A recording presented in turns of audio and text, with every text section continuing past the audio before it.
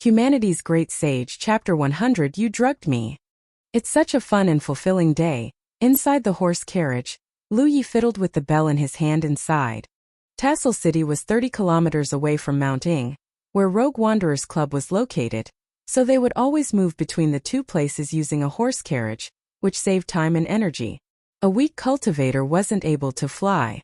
Even a 7th-order cultivator like Dong Shuyi could only glide in the air for a short moment. Therefore, when low-rank cultivators had to go to a faraway place, they would make use of horses or horse carriages. Certainly, if one was capable enough, he could tame a spirit beast. Compared to riding a horse, moving around on a spirit beast was undoubtedly more impressive, and it suited his identity as a cultivator. Besides that, a domesticated beast could also help the cultivator battle against his enemies, which was why it was more useful than a horse. There had never been a lack of spirit beasts or other wild beasts in Spirit Creek Battlefield. When Lu Yi arrived at this place for the first time, he came across a group of wolves straight away. Amber was also a wild beast in this battlefield. Naturally, there were horses as well. Lu Yi had spent the entire day assisting Wuxia, and finally witnessed how she treated other patients. It had to be said that the way she treated her patients was brutal, but there was no denying that the results were excellent. That was why so many injured cultivators would seek her help. Initially, Lu Yi thought that she was a ruthless miser, but what he had seen on this day changed his mind.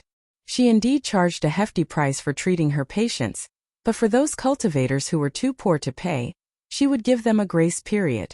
They just had to pay her the fee at a later time that had been agreed upon. This kind of verbal agreement wasn't legally binding. Most rogue cultivators had a hard time getting enough money to put food on the table, and they might lose their lives at any moment. In fact, some rogue cultivators wouldn't really fulfill their promises.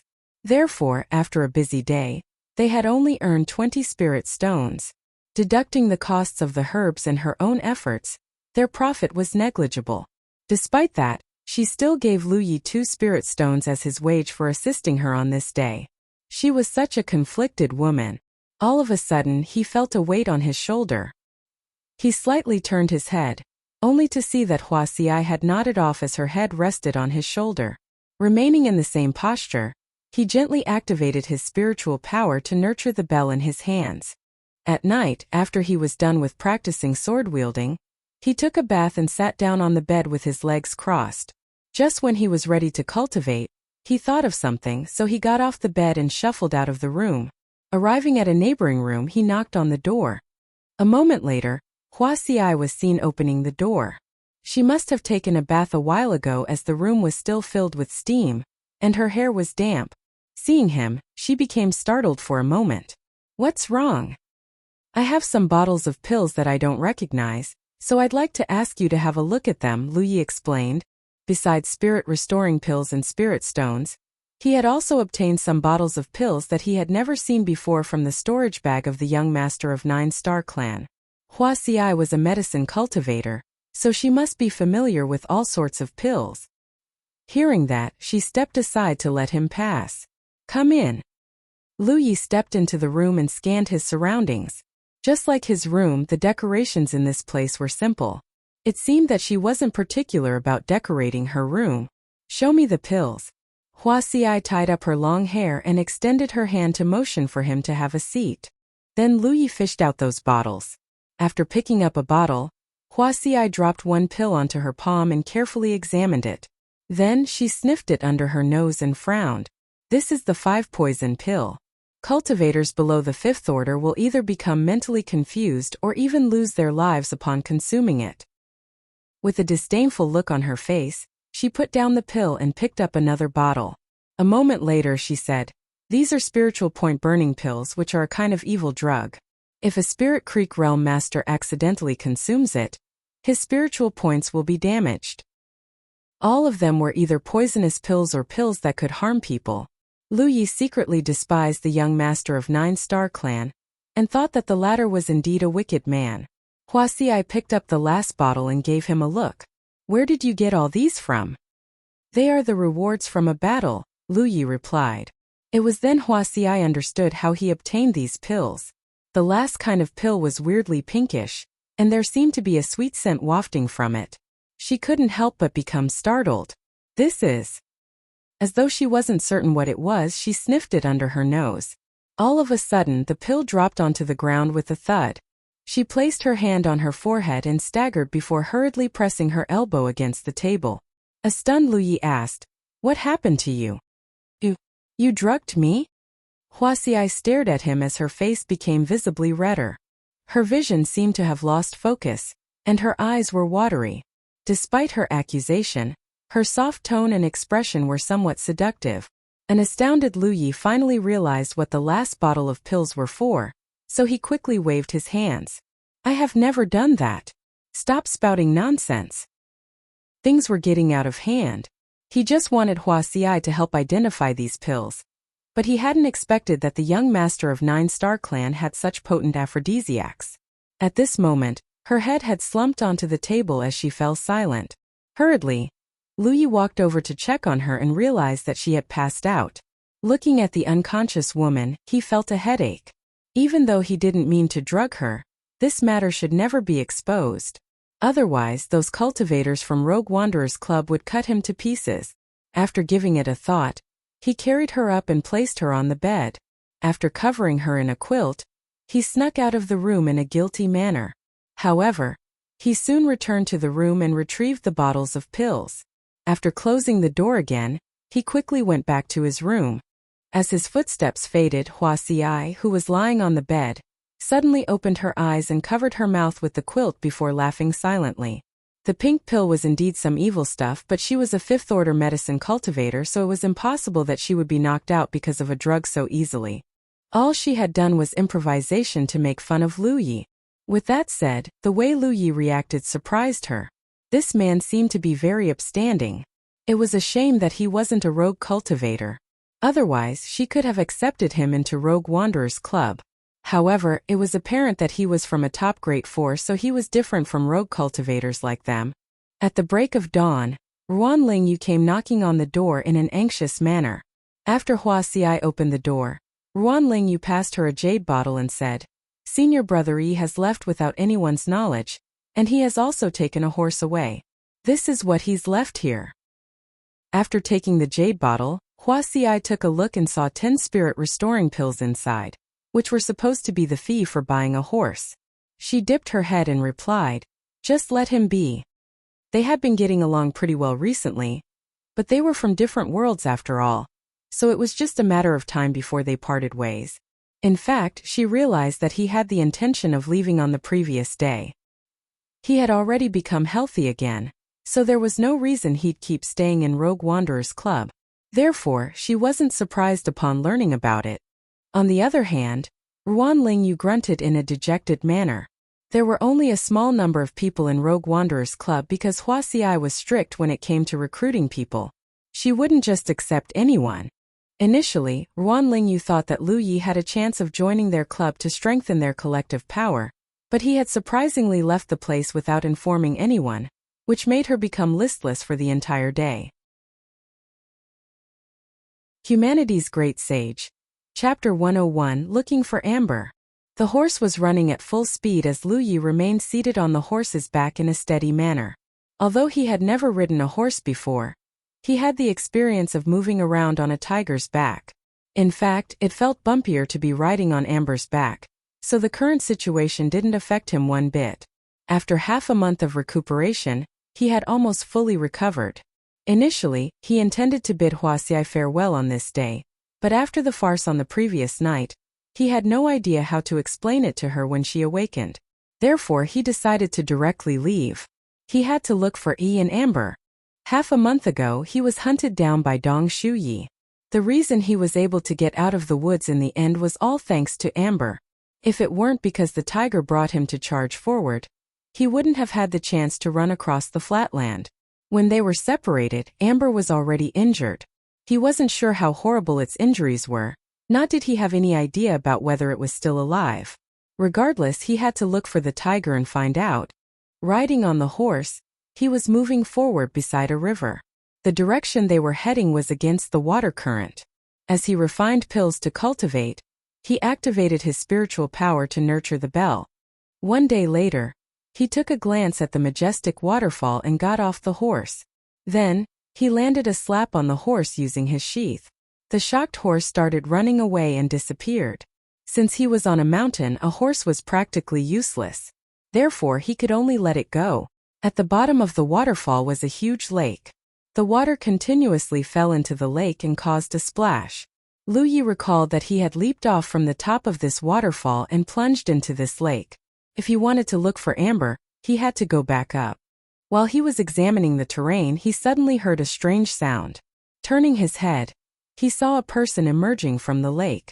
That person saw Lu Yi as well and became vigilant. In Spirit Creek Battlefield, cultivators would always react in such a way when coming across people they didn't know. That was because they had no idea which side the other party was from. If both of them were equally powerful, no one would easily reveal the side they were from.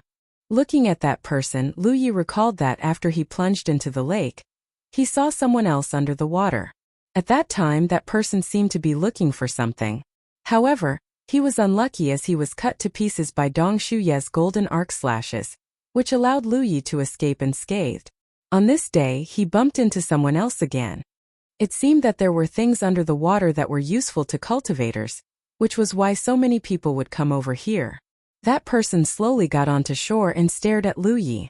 Seeing as that person was a third-order cultivator, Lu Yi could be at ease. Then he took a look at the top of the waterfall and asked, "Hey buddy, do you know how I can go up there?" On the sides of the waterfall were steep cliffs, and there didn't seem to be anywhere he could climb up. That person stared fixedly at Lu Yi for a moment before pointing in a particular direction. 10 kilometers away from here, there's a place where you can go up the mountain. Lu Yi nodded. Thanks. Then, he shuffled in the direction where that person pointed. When they brushed past one another, that person became tense. It wasn't until Lu Yi was out of his sight that he could set his mind at ease. Half a day later, Lu Yi reached the top of the waterfall. He traced back the path he had taken and looked around. The spells from a 7th-order cultivator like Dong Shu Yi were truly powerful, as the traces of the attacks against Lu Yi were still left on the ground. A moment later, he squatted in front of a pit that was caused by a fireball. The trees around it had been burned down. At that time, he was separated from Amber on this spot. Recalling the sight, he moved forward in a particular direction for over 10 kilometers. There wasn't any corpse on the ground, which eased his anxiety a little. It seemed that Amber wasn't dead. The ground had been dyed crimson as the trace of blood extended into a particular direction, which led to the location of the waterfall. With his heart growing heavy, he seemed able to imagine what was going on. At that time, he was blasted off the tiger's back by Dong Shuye's spell, and Amber passed out upon impact. He didn't have the time to check on the tiger as he fled immediately. That was because he believed that Dong Shuye was only chasing after him. If he stayed with Amber, both of them would be killed. If he fled on his own, the tiger would stand a chance of surviving. However, after Amber awakened, it followed the trace of blood in an attempt to look for him. He walked alongside the faint trail of blood and indeed arrived at the waterfall. There was a large black bloodstain on the ground. Apparently, Amber had stayed in this place for quite some time. Even though he had seen the bloodstain earlier, he thought that it was his blood, which was why he didn't pay attention to it. It wasn't until this moment that he found out it was Amber's blood.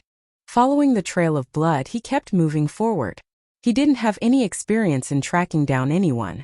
Fortunately, since he was a cultivator now, his eyesight and observational skills had become stronger than those of ordinary people. That was why he could keep going with difficulty. In the evening, he followed the intermittent trail and arrived at a cave. There wasn't a trace of blood anymore. Apprehensively, he called out at the cave, "Amber!" All of a sudden, a growl was heard as a metallic tang came right at him. A black panther leaped out of the cave, after which Lu Yi unsheathed his sword and slashed across the beast. The black panther's head was sent flying away as its burly figure collapsed to the ground. Blood was still spurting out of its body. Lu Ye's expression darkened. He had followed the lead to come to this place, but a black panther emerged from the cave instead of Amber, and at that instant he had a terrible feeling. If Amber didn't come here on its own, it might have been dragged towards this place by a different beast. Upon sheathing his sword, He stepped into the cave and directed his spiritual power to his eyes. At first glance, he saw some bones at the end of the cave, which made him feel more anxious. With heavy steps, he shuffled forward and crouched down in front of the bones to examine them. A moment later, he heaved a sigh of relief as these were not Amber's bones. The tiger's skull was much larger. At this moment, darkness was about to descend upon him, so it wasn't possible for him to keep looking for the tiger. Left with no choice, he decided to stay the night in this place. Now he was certain that Amber wasn't dead at that time. The bloodstain on the ground proved that the tiger had come to this place on its own. However, Amber soon left the place.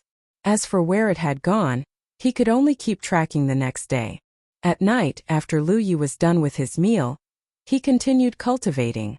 36 spiritual points had been unlocked so far. He had to look for Amber during the day, so he didn't have the time to break the barrier of the 37th spiritual point. Therefore, he could only do it at night. Now, he could unlock a spiritual point more easily than when he first started cultivating. That was because he had enough spiritual power at his disposal. Moreover, his spiritual power was pure, which was naturally advantageous for unlocking spiritual points and improving efficiency. After only 1 hour, the barrier of the 37th spiritual point was shattered as his spiritual power streamed into it. Things became much easier after this.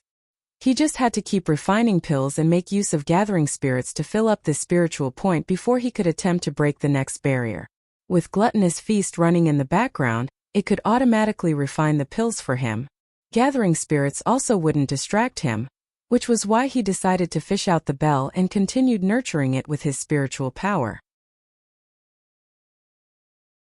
Humanity's Great Sage, Chapter 102. Heading to the Source of the Voice.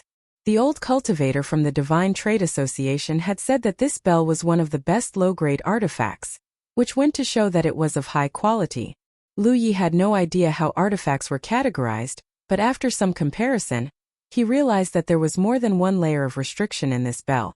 His sword could be considered an artifact, but there was only one layer of restriction which seemed able to strengthen the blade, so that it wouldn't break easily when its owner fought against his opponents. The restriction in the sword was actually a spiritual pattern.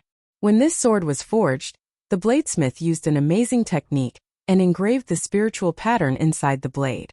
When Lu Yi battled against his opponents, he just had to infuse his spiritual power into the blade to activate this spiritual pattern, so he didn't have to build it from scratch. Fundamentally, it was like using sharp edge to bless the sword, but the difference was that the blessing was only temporary, while the spiritual pattern in the blade was permanent. He just had to infuse his spiritual power into the blade to use it. There was more than one spiritual pattern in the bell. He found out about it when infusing his spiritual power into it. The spiritual patterns were weaved together using a brilliant technique, which then formed the so-called restriction. He understood that spiritual patterns were the foundation of restriction. Every spiritual pattern could be regarded as a layer of restriction, but these patterns could be combined in a remarkable manner, which allowed them to work wonders. It had only been a short time since he started cultivating, and he had obtained his spiritual patterns from the skill tree, so he wasn't familiar with all these yet. He wasn't even sure whether he understood this information correctly. This stuff could be studied at a later time. For now, he just had to inject his spiritual power into the bell to nurture it, as well as erase the traces of its previous owner. By then, he'd be able to use the bell freely. During the day, he would look for Amber and E.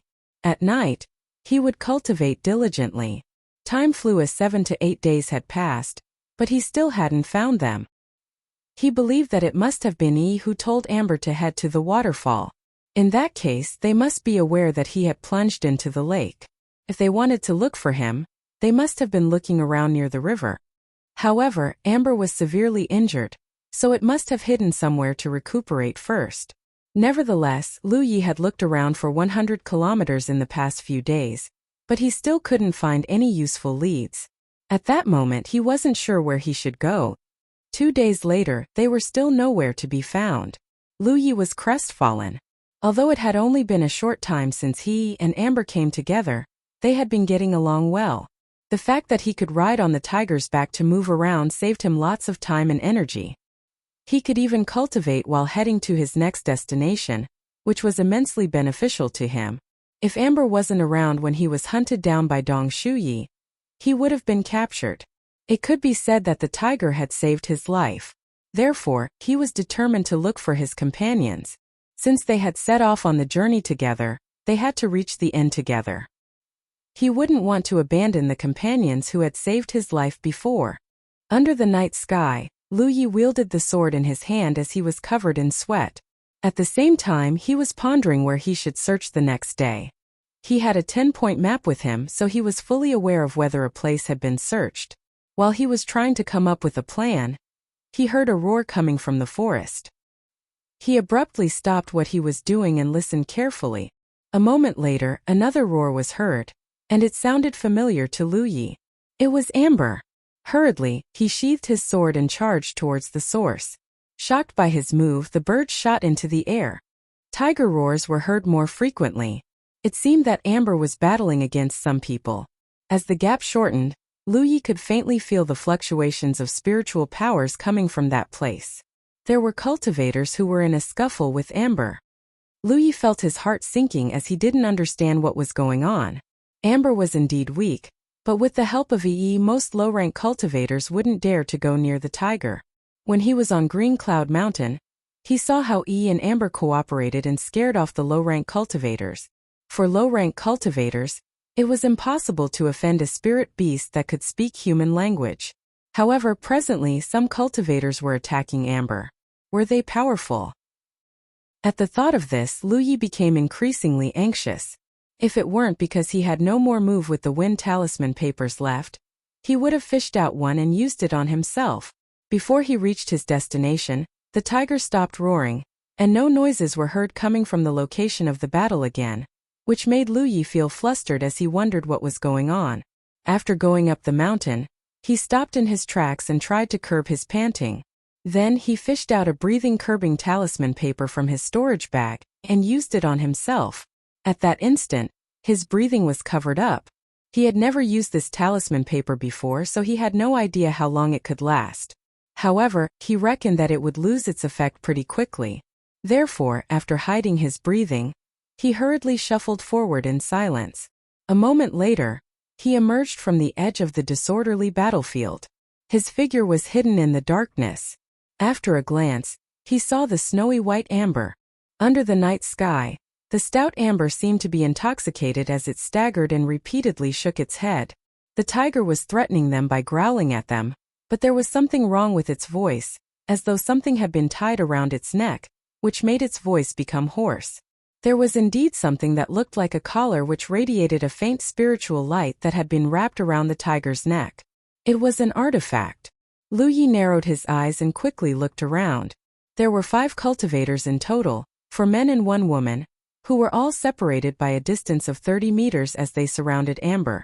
Secretly, Lu Yi directed his spiritual power into his eyes and examined their spiritual lights. Soon he found out their cultivation bases.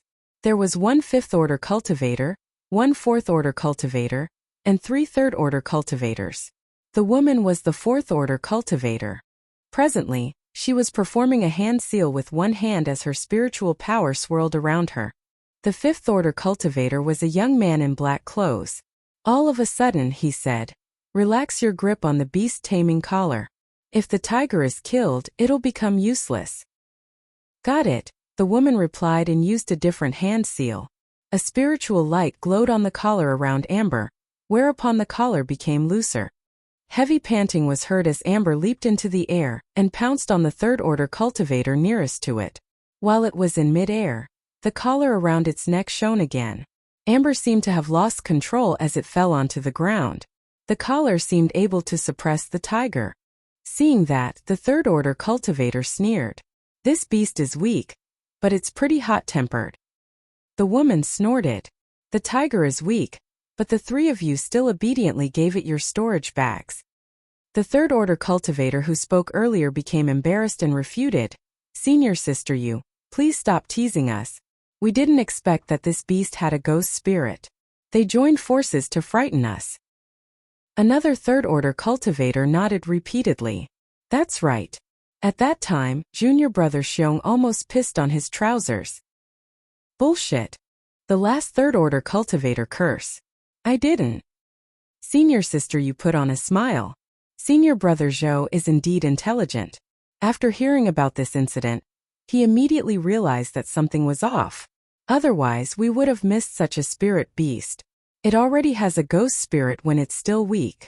If we can properly nurture it, this beast might grow to be extremely powerful.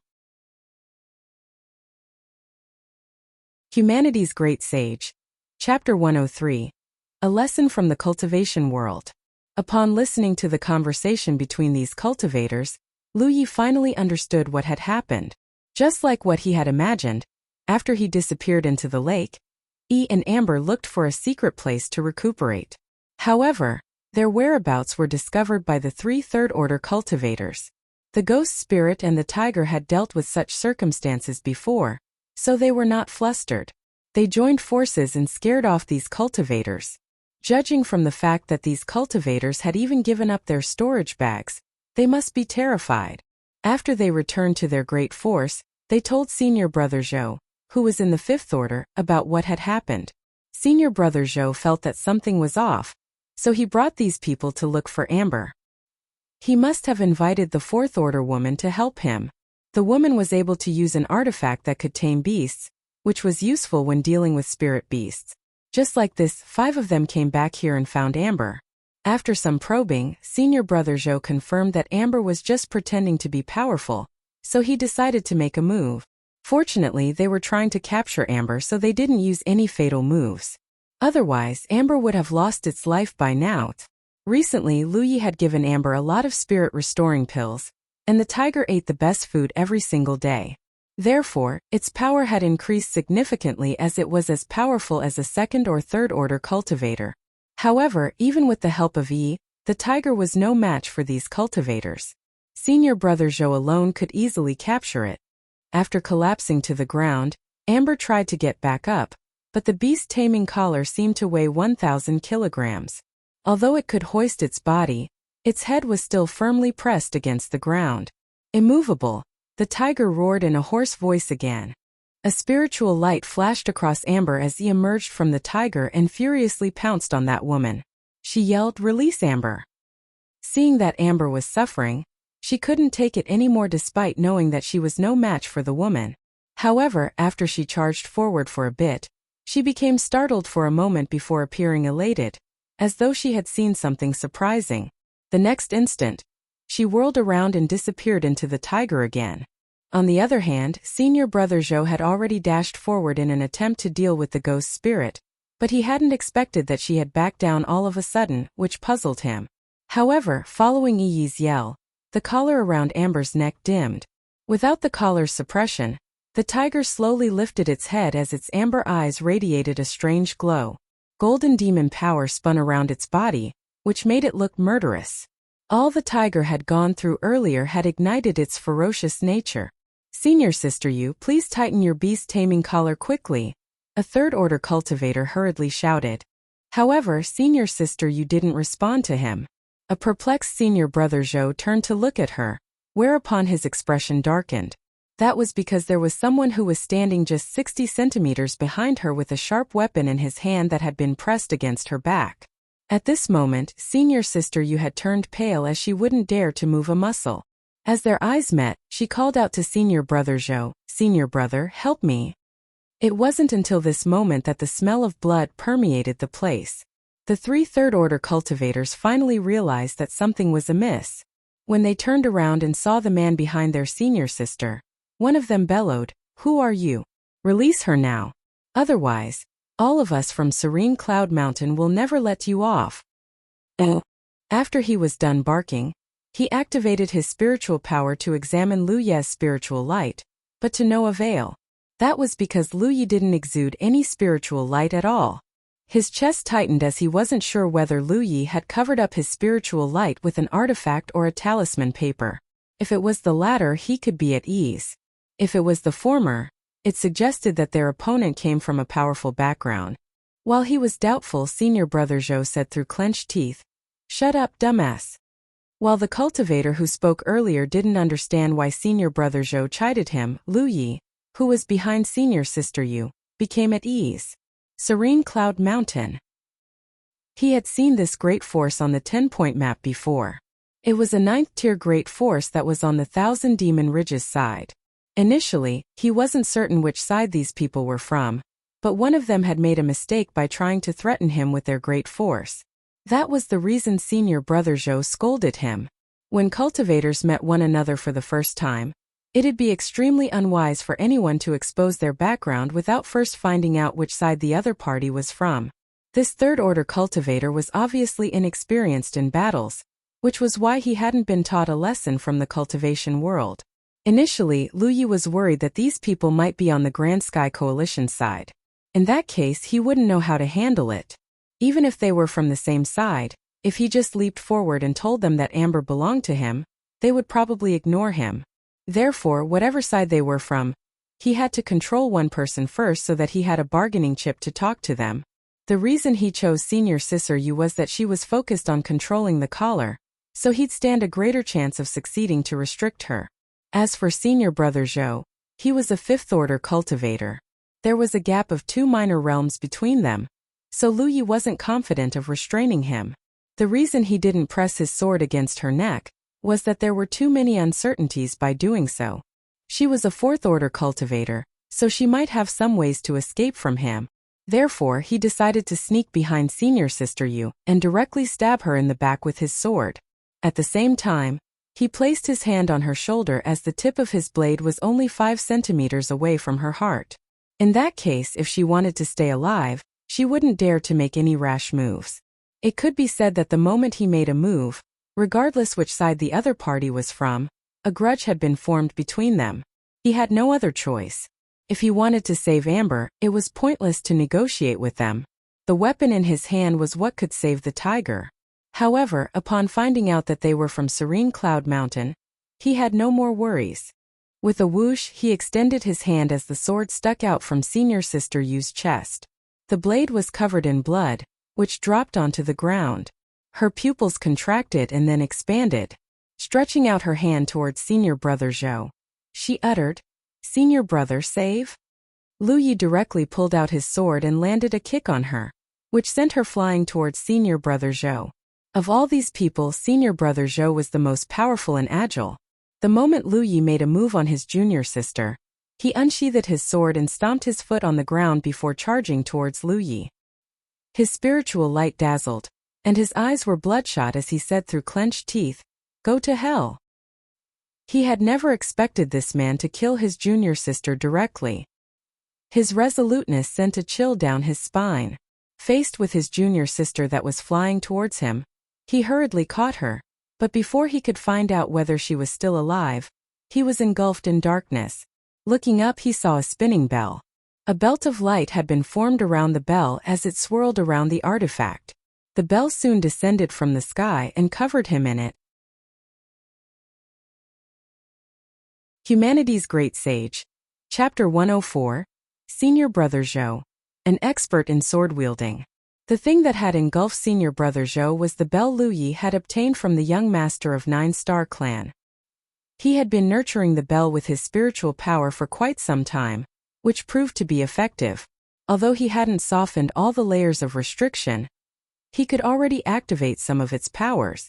By just activating the bell, he could use it to trap his opponent. In the past, Yi was confined just like this. As for the bell's other powers, Lu Yi still couldn't activate them.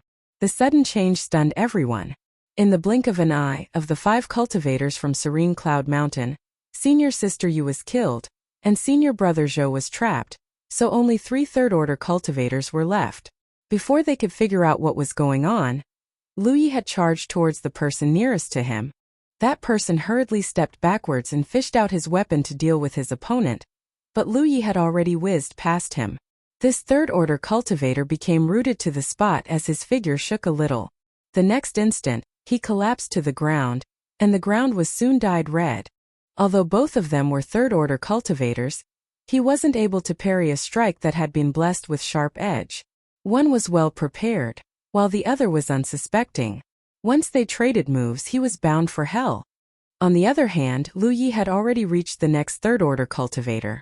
This person was Junior Brother Xiong, who almost pissed on his trousers after he was frightened by Amber some time ago.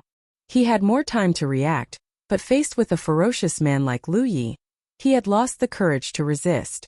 With a horrified expression, he clumsily wielded his weapon and stepped backwards. At the same time he yelled, "Don't come near me." This couldn't delay his imminent death. Lu Yi dashed forward and slashed at him. A terrified junior brother Xiong instinctively raised his weapon to parry the attack, whereupon the weapon in his hand glowed with a spiritual light. Apparently, this was also a low-grade artifact. Such a low-grade artifact was usually engraved with a spiritual pattern that could strengthen the item. That was because low-rank cultivators normally engaged in close-quarters combat, so a sturdier weapon would allow them to fight for a longer time. If the weapon was destroyed in the middle of a fight, the cultivator could only wait for death. Before the two artifacts came into contact, Lu Yi twisted his wrist as his weapon whizzed past his opponent's artifact. Then he hacked his weapon at him. If he were still the guy who had just left Green Cloud Mountain, he would have kept going and tried to break his opponent's weapon. However, after going through countless life-and-death battles in Split Sky Gorge, he had become a more experienced fighter. The attack almost split the opponent's chest open as his heart could faintly be seen pounding. "Arr!" That person shrieked and collapsed to the ground, but he wasn't dead yet. Lu Yi turned his sword around and jabbed it into his body. Junior brother Xiong convulsed for a moment before becoming immovable. He soon stopped breathing. Following that, Lu Yi pulled out his weapon. While blood was still dripping from his artifact, he pounced on the last third-order cultivator. Presently, this person was in an intense battle with Amber. He had also appeared to harass their opponent. She was a very agile ghost spirit, so she could appear and disappear as she pleased. As the tiger and the ghost spirit joined forces, they couldn't really harm this cultivator, but they could definitely hold him down. Seeing that Lu Yi had killed two other third-order cultivators, this person knew that he was no match for him. As he wielded his weapon to fend off Amber, he anxiously rummaged through his storage bag and fished out a talisman paper. Just when he was ready to use the talisman paper, Lu Yi reached him and slashed at him. In an instant, his hand, which was holding the talisman paper, was cut off.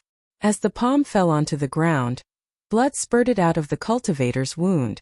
A shriek was heard, but following that, it abruptly stopped as Lu Yi had accurately jabbed his sword into the opponent's mouth and stuck it out from the back of the latter's head. Then he twisted his weapon to ensure that his opponent was killed. While Amber was panting on the side, a surprised came over and called out, "Lu Yi!" Lu Yi flashed a smile at her, but before he could speak, a loud boom was heard from a short distance. Turning his head, he saw the bell's surface glittering.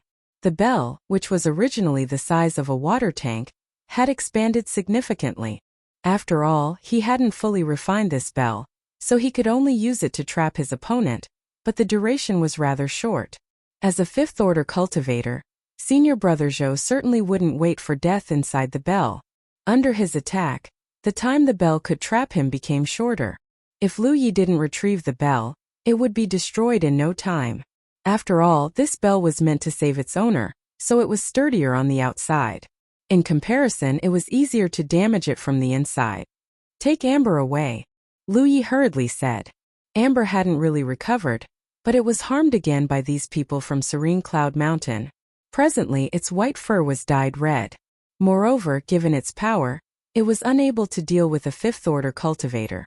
Fully aware of the situation, he only said worriedly, "Be careful." Then she took Amber away, but she still stared fixedly at Lu Yi. As soon as Lu Yi fell into danger, they would pounce on the opponent together to offer as much help as possible. After a nod, Lu Yi dashed towards the bell and extended his hand, whereupon the bell hoisted and shrunk rapidly before coming back to him. As soon as he stored the bell, he leaped into the air and brought down his sword. Right after the bell was lifted, a cold glint from a blade flashed across Lu Ye's eyes as Senior Brother Zhou extended his hand and clashed his weapon with that of Lu Yi. Upon impact, Lu Yi almost couldn't support his own weight. Not only was his attack fended off, but he also fell backwards. Seizing the initiative, Senior Brother Zhou charged forward and repeatedly pushed his sword forward in a rapid manner. Although his attack wasn't violent, it was continuous as Lu Yi was forced to retreat. It was the first time Lu Yi came across such an opponent. When he killed people in the past, he was always swift, accurate, and ruthless. He would either break the opponent's weapon or cut off their body in a resolute manner. Even the fourth-order cultivators from 9-star clan were not able to parry his sword, which had been blessed with sharp edge. However, senior brother Zhou's mastery of sword-wielding was incredible, so Lu Yi wasn't even sure how he could make a move. His hurried moves were all resolved. Not only was senior brother Zhou unharmed, but he had also managed to leave some cuts on Lu Ye's body. Lu Yi activated a defensive spiritual pattern to protect himself, but the other party's weapon was as erratic as a snake. His sword could always circle around the spiritual pattern and harm Lu Yi, which made the latter waste some spiritual power.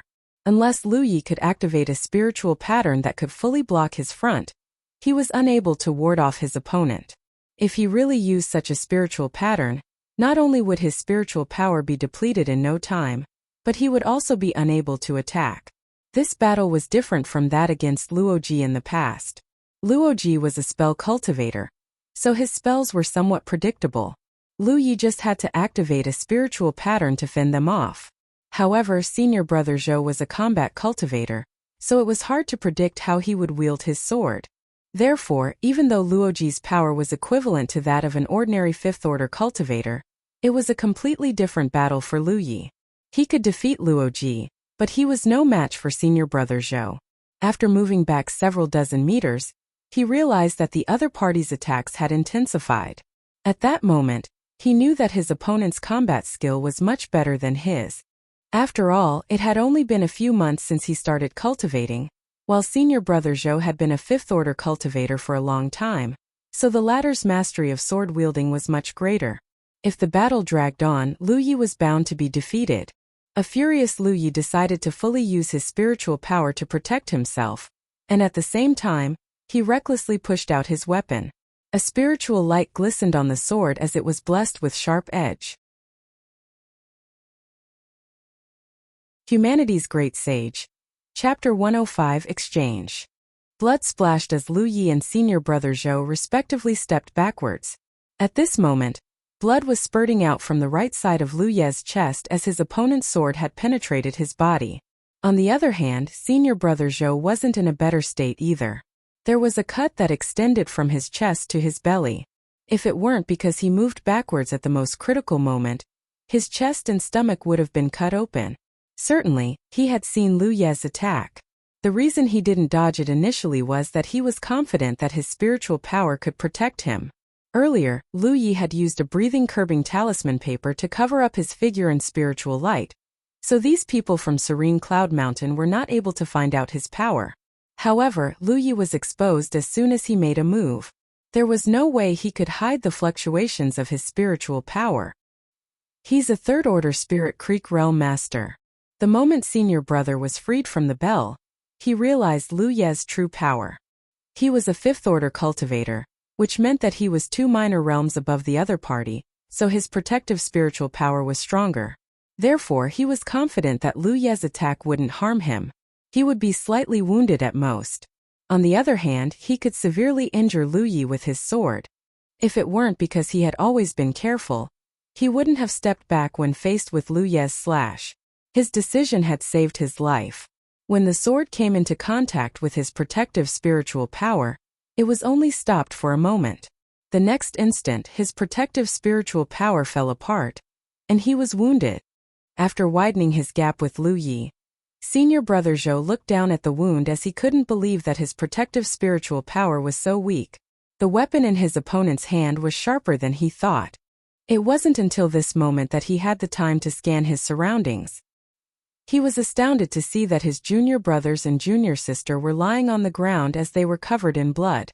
No vitality could be felt exuding from them. Presently, he and Lu Yi were the only humans that were alive. In the distance, the tiger was pacing around and growling at him. His eyelids twitched violently. He was trapped inside the bell for about 10 breaths. Prior to that, his junior sister had already been killed. However, the remaining junior brothers were all third-order cultivators. How was Lu Yi able to kill his junior brothers on his own in 10 breaths? He was even injured by Lu Yi. Where is this monster from? At that instant he was both exasperated and sorrowful. With his eyes turning bloodshot, he said through gritted teeth, third-order cultivator. You're just a third-order cultivator. Lu Yi wasn't in the mood to listen to what his opponent had to say. The penetrative jab from earlier made it difficult for him to breathe. He knew that this battle couldn't drag on. Therefore, while his opponent was still engulfed in sorrow, he decided to charge forward. Senior brother Zhou clenched his teeth and cursed.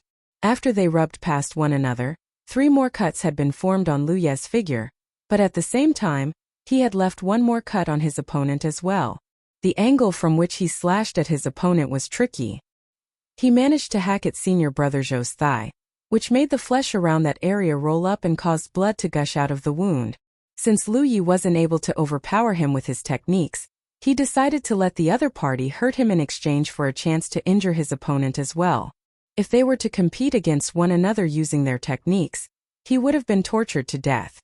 Lu Yi turned around and lowered his gaze. His chest and his neck, which were the vital parts of his body, were respectively protected by spiritual patterns. His spiritual power was rushing to infuse new energy into the spiritual patterns to sustain them. Lu Ye's rationale was simple. He just had to use 2 spiritual patterns to protect his vital parts. As for his other body parts, he wouldn't mind exposing them to his opponent. He wanted to see which one of them would be brought down first. It had to be said that his way of defending himself was shameless but extremely effective. That was because his chest was indeed attacked by senior brother Zhou, but his spiritual pattern had fended off the fatal strike. It was also because of this attack that senior brother Zhou's thigh was exposed, which allowed Lu Yi to harm him. It wasn't that Lu Yi didn't want to activate a large spiritual pattern, but it was energy-consuming to do so. He wasn't powerful enough to sustain it. Therefore, he had to ensure that he could kill his opponent before his spiritual power was exhausted. Otherwise, he and Amber would be doomed. It was enough to have 2 spiritual patterns to protect his vital parts. Damn it! Senior brother Zhou cursed again in exasperation. After he finished speaking, he fished out a talisman paper and used it on himself. That was a golden body talisman paper. In an instant he was engulfed in a layer of golden light. Following that, he took out another talisman paper and hurled it at Lu Yi. As a 5th-order cultivator, he certainly had some talisman papers that could save his life.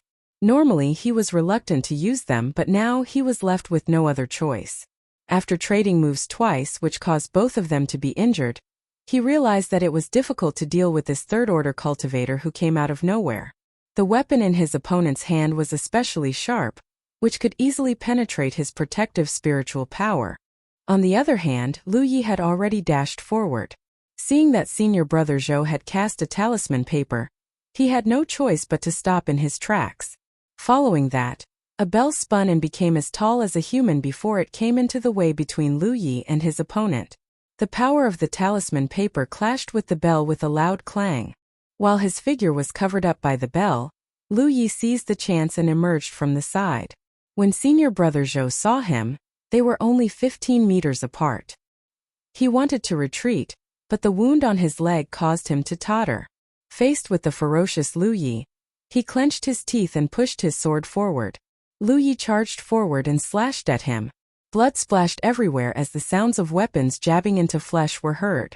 After their spiritual powers clashed, the battlefield became a mess. They had traded moves again as both of them were hurt.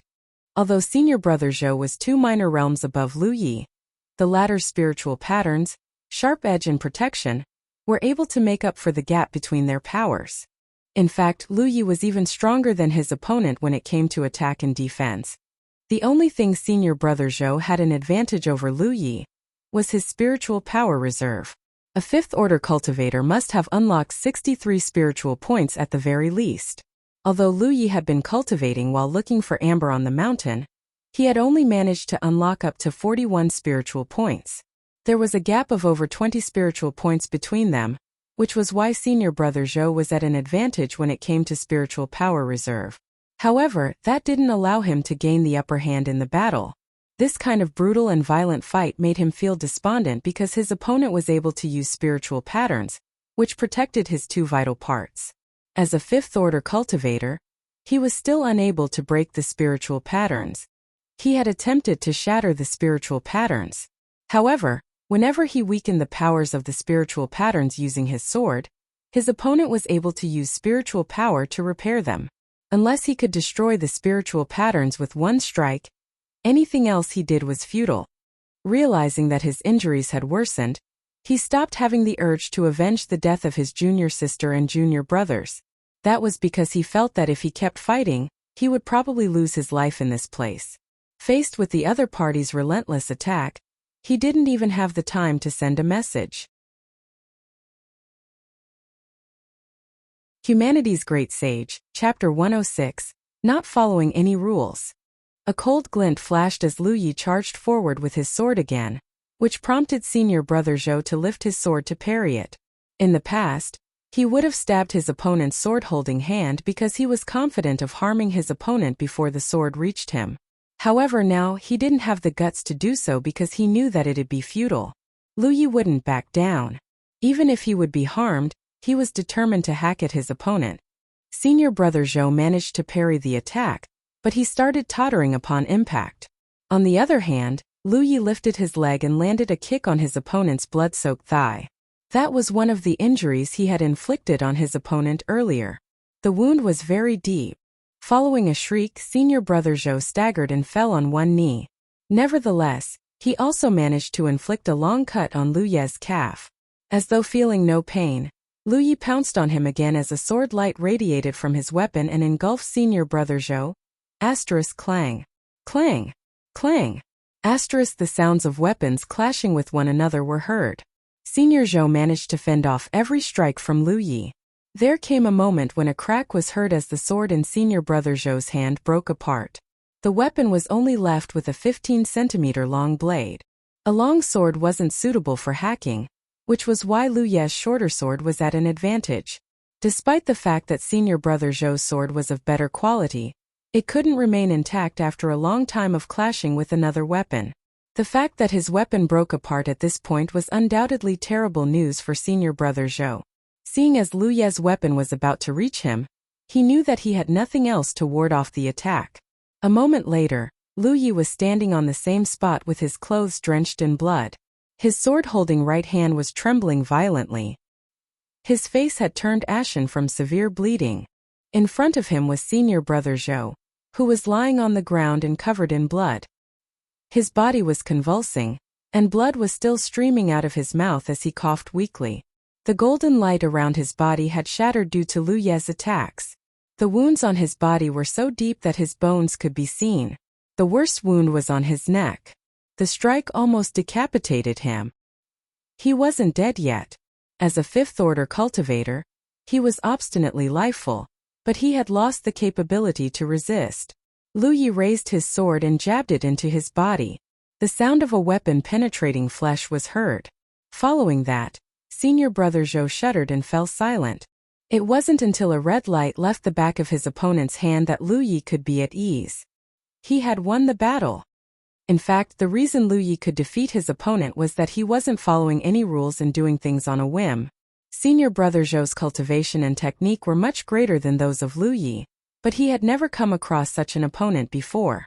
Besides protecting only two vital parts, Lu Yi didn't care about exposing his other parts as he continuously hacked at his enemy with a sword that had been blessed with sharp edge. Faced with an opponent who didn't care about his own life or death, senior brother Zhou's cultivation and technique were rendered useless. Right then, Lu Ye's sword dropped onto the ground with a clang, and he started falling backwards. Lu Yi! He cried and rushed over in time to support his weight with her petite figure so that he could slowly sit down on the ground. Amber also tottered forward and approached Lu Yi before gently pushing him with its head. At this moment, Lu Yi was panting heavily. The deep wound on his right chest made it difficult for him to breathe, and his lungs had already become numb. With difficulty, he fished out 2 healing pills from his storage bag and checked on himself. His condition was terrible as there were over 20 serious injuries on his body. Although healing pills were useful, they couldn't heal such severe wounds. Also, he was only left with 10% of spiritual power. Despite the fact that the battle only lasted for 15 minutes, he had consumed too much energy. Secretly, he felt fortunate that he had only activated 2 spiritual patterns to protect his vital parts. If he used one more spiritual pattern, He wouldn't have lasted long enough to defeat his opponent. An anxious Yi wanted to help, but she wasn't sure what she should do. With trembling hands, Lu Yi took out some clean clothes from his bag and said weakly, "Dress up my wounds." Hurriedly, he tore the clothes into strips and dressed up his wounds. Apparently, she had never done such a thing before, so the bandages were messy, but fortunately, they were effective in stopping the bleeding. "Take me away. We can't stay here any longer." Lu Ye's voice had become weaker as though he would pass out at any moment. Although senior brother Zhou didn't manage to send any message before his death, it was an intense battle, which might attract the attention of cultivators from nearby places. Moreover, many beasts roamed around this forest, so the smell of blood might draw them to this place. He nodded and spoke to Amber, whereupon the tiger crouched down and waited for her to get Lu Yi onto its back before getting back up. She also retrieved Lu Ye's sword from the ground before picking up the bell and the storage bags of those people from Serene Cloud Mountain. Lying on his stomach on the tiger's back, Lu Yi was gratified upon seeing that. It was such an excellent tradition that they would never abandon any rewards from a battle. "Lu Yi, where are we going?" Yi asked. Lu Yi pointed in a particular direction, whereupon Amber immediately dashed forward. Yi had also taken a seat on the tiger's back and supported Lu Ye's weight to prevent him from falling. The view around them was moving backwards rapidly. Lu Yi had fallen into a groggy state as he realized that he was about to pass out. He knew nothing about treating wounds. If he lost consciousness, the 2 pills he had consumed earlier might not be effective enough and he might die. Therefore, the most important thing for them was to look for someone to treat him. At this moment, the image of a soft-spoken woman came into his mind. Presently, it was the latter half of the night, and they were 2 hours away from the break of dawn. If Amber could hasten its pace, they might reach their destination in time. 100 kilometers away. Mounting. "Look for Wuxia." Lu Yi fished out a 10-point map from his bag and passed it to Yi. After he finished speaking, he became unconscious. Yi had no idea who Wuxia was, but since Lu Yi had said so, she'd definitely execute his order. As she supported Lu Ye's weight, she took a look at the map. Upon ascertaining Mount Ying's location, she led Amber to run in that direction. Presently, a horse carriage was moving forward on a road as it was bound for Tassel City. The coachman was Kong Niu, and it was Wuxia who was seated inside the carriage. They had been leading this kind of life for quite a long time. If nothing unexpected happened, she would head to Tassel City every day to treat those injured cultivators. Inside the carriage, she had fallen into a dazed state as she was in her thoughts. Sometimes she would put on a smile as though she had recalled something funny. All of a sudden, she looked down at the back of her right hand because someone had sent her a message. Only those people from Rogue Wanderers Club could contact her. After reading the message, she leaped out of the carriage. Noticing the noise, Kong Niu immediately tightened the reins and turned his head, only to see that Wuxia was heading back. From a distance she shouted, "We're not going to the city today. You should come back too." "Oh," Kong Niu replied and made the horse turn around. He didn't ask her what was going on because everything she said was an order, and he just had to execute it. After all, his life was saved by her before. Humanity's Great Sage. Chapter 107. My name is Lu Yi. When Wuxia returned to Mounting in a hurry, Ruan Lingyu approached her. "How is he?" she asked. In a grim voice, Ruan Lingyu replied, "He's severely injured." She had never seen anyone as seriously wounded as Lu Yi before. Honestly speaking, she found it strange that he was still alive. It could be said that no part of his body was intact. He might be better off going to hell than staying alive. "Are you senior sister Wuxia? Please save Lu Yi." Yi walked over and looked up at Wuxia. Her expression seemed to be pleading with her. Wuxia looked at the source of the voice and became startled. Previously, Lu Yi had come to this place on his own, but this time he was sent here by a sweet-looking young girl. There was also a burly tiger that was lying on the ground. The tiger's fur was supposed to be white, but now it had been dyed red. It was just lying there as its chest heaved. Without saying anything redundant, Wuxia asked, "Where is he?" Ruan Lingyu replied, "He's in the room where he used to live." "I'll have a look now." A moment later, Huaxiai arrived at the bamboo room where Lu Yi used to live and saw the blood-soaked young man. Although she had come across countless injured cultivators before, she still frowned upon seeing him. That was because his injuries were more serious than she thought. Upon checking on him, she knitted her brows. Just then, Lu Yi slowly awakened and opened his eyes. With a blurred vision, he saw the woman sitting beside him. As their eyes met, Huaxiai chuckled and said, "Oh, who is this man lying here? We meet again so soon? What are the odds?" Upon hearing that, Lu Yi felt embarrassed. Whatever the case, he was in the wrong for leaving this place without informing her some time ago. "Your wounds are too severe. Even a deity can't save you." Huaxiai slowly shook her head. With the softest voice, she uttered the meanest words. "Tell us what you have to say before your death. Otherwise, it'll be too late." On the side, Yi started bawling upon hearing that. Ruanlingyu also felt a lump in her throat as her eyes reddened. Unable to hold it in anymore, she wrapped her arms around Yi to allow the latter to rest against her chest and cry. "Why are you frightening these young girls?" Lu Yi said weakly. "Don't listen to her nonsense." With a trembling hand, he fished out a bottle of pills from his storage bag. Huaxiai said, "I said no one can save you. Lug him out of here and bury him." In response, Lu Yi fished out another bottle of pills. It was then Huaxiai snorted and stealthily took the bottles before saying impassively, "Well, I can give it a try." Then she spoke to Ruanlingyu. "Get me a basin of hot water." After that, she shifted her attention to Yi. "You'll stay here to help me." Ruanlingyu grunted in agreement and dashed out of the room. On the other hand, Yi was standing there and not knowing what to do. She turned to look at Lu Yi, only to see that he had passed out again. "He's not dead." Huaxiai kept taking out things from her storage bag to get prepared. "Help me take off his clothes." Take off his clothes?" Yi became startled. "His entire body is wounded. How am I going to save him if his clothes are not taken off? If you want him dead, you can choose not to do it." "I'll do it," Yi hurriedly replied. It seemed as though she was asked to take off her own clothes. With a determined look on her face, she gritted her teeth and shuffled towards the bed. Soon hot water was ready. Huaxiai had already started treating Lu Yi as a green light surged around the room. The light felt warm and seemed able to nurture life. With a flushing face, Ruanlingyu darted out of the room and kept guard at the door, awaiting Huaxi's orders.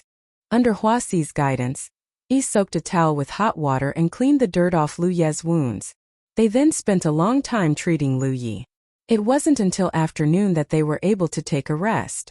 Compared to his previous injuries, his wounds this time looked more horrifying, but in fact they were less severe. That was because he was hurt by a weapon this time, whereas he had been wounded by spells previously, so the situations were different. However, there were too many wounds on his body, so it was difficult to handle them. After brushing away the sweat on her forehead, Huaxiai turned to look at Yi. "Do you want me to save the tiger?" Yi dipped her head repeatedly. "Yes." Earlier, she had witnessed how Huaxiai saved Lu Yi. Following her treatment, his breathing had stabilized. Although his face was still pale, he was already in a much better state. That was how she knew that this alluring senior sister was a medicine cultivator. Amber was injured as well, but it wasn't as seriously wounded as Lu Yi. As Amber's ghost spirit, she was fully aware of the tiger's condition. "He'll also pay for the tiger's treatment then," Huaxiai said and left the room. A moment later, Amber was heard grunting from outside. It wasn't until one day later that Lu Yi awakened again. He was weak and every part of his body hurt, especially his right lung. However, he was aware that it was a good sign. It'd have been troublesome if his right lung still felt numb.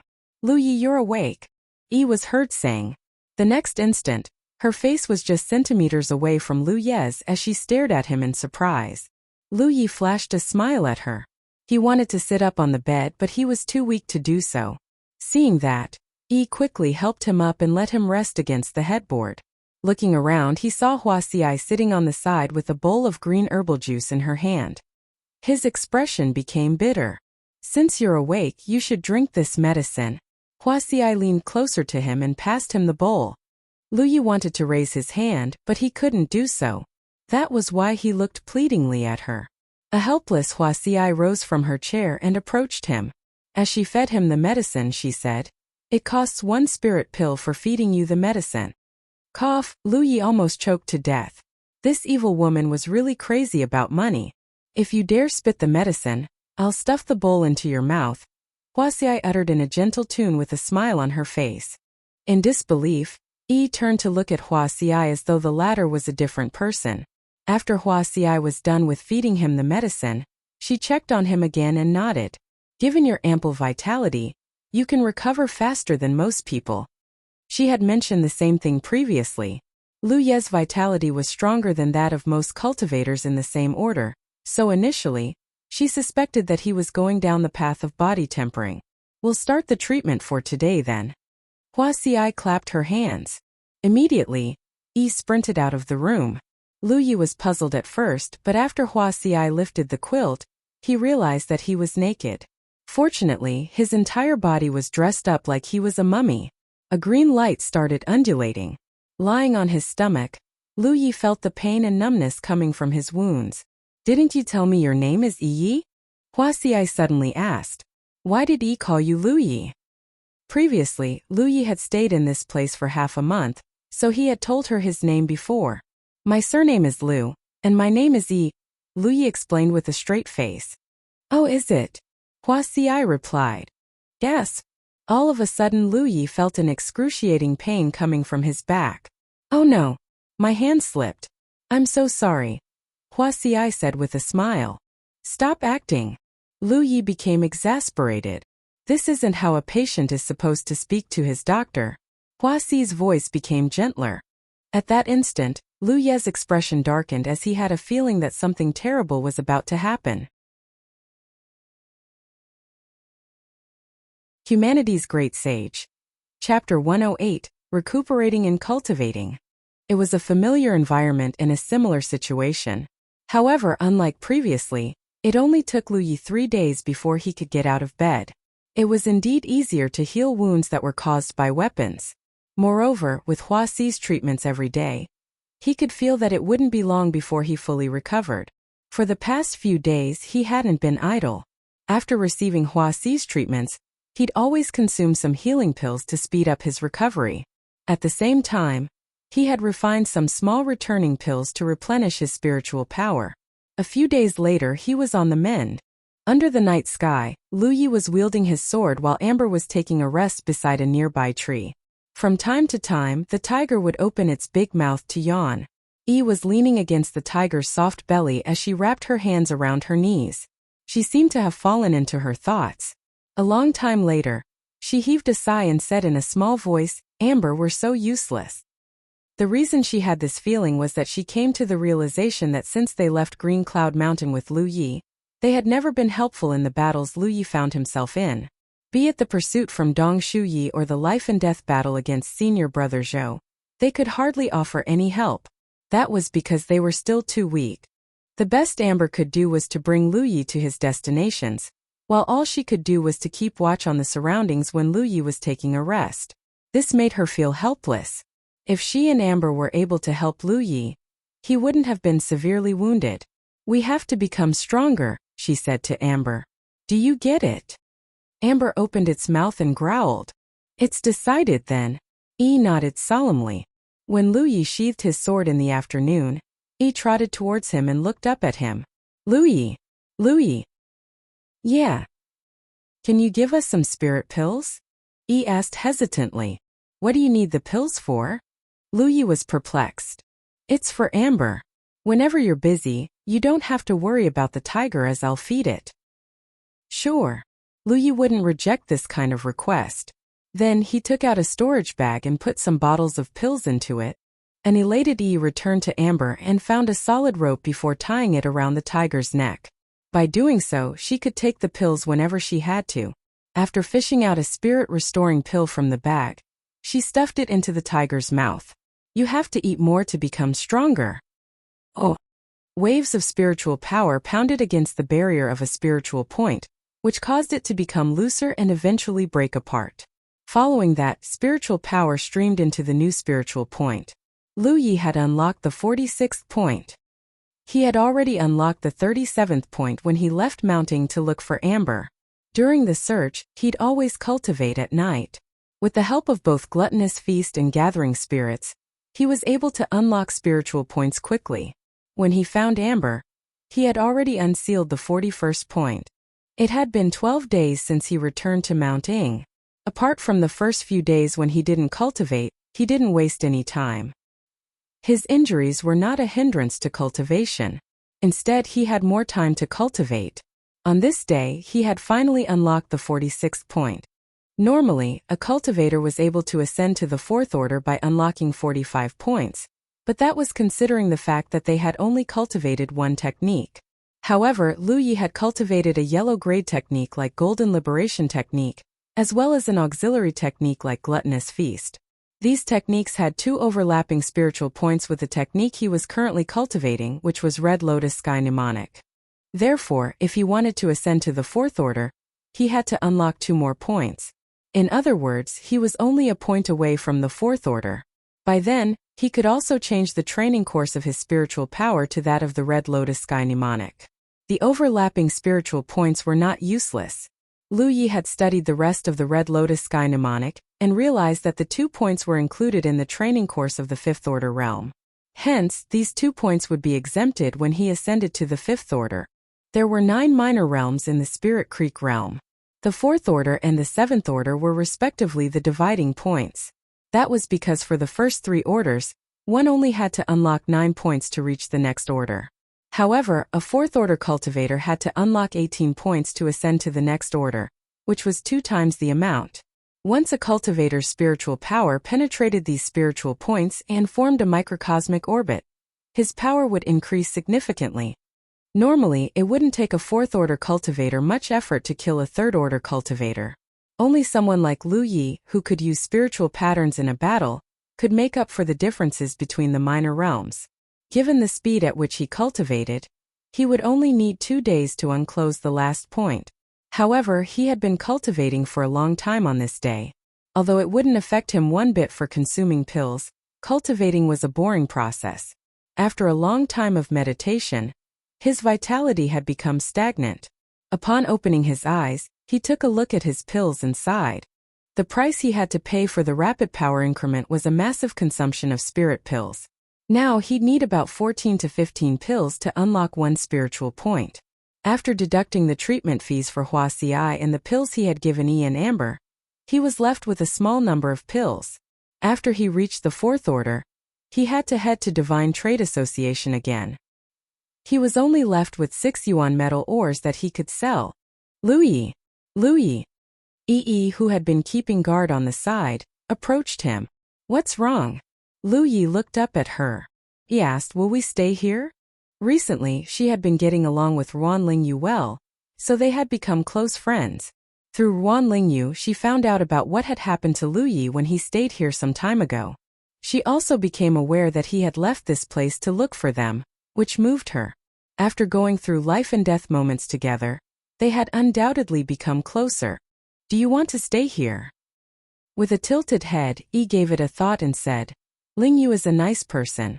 Senior sister Wuxia is wonderful as well. Everyone else has been treating me well. It'd be fantastic if we could stay here. Anyway, it's up to you. You don't have to worry about what I think. You can stay here if you want to. They're all nice people indeed."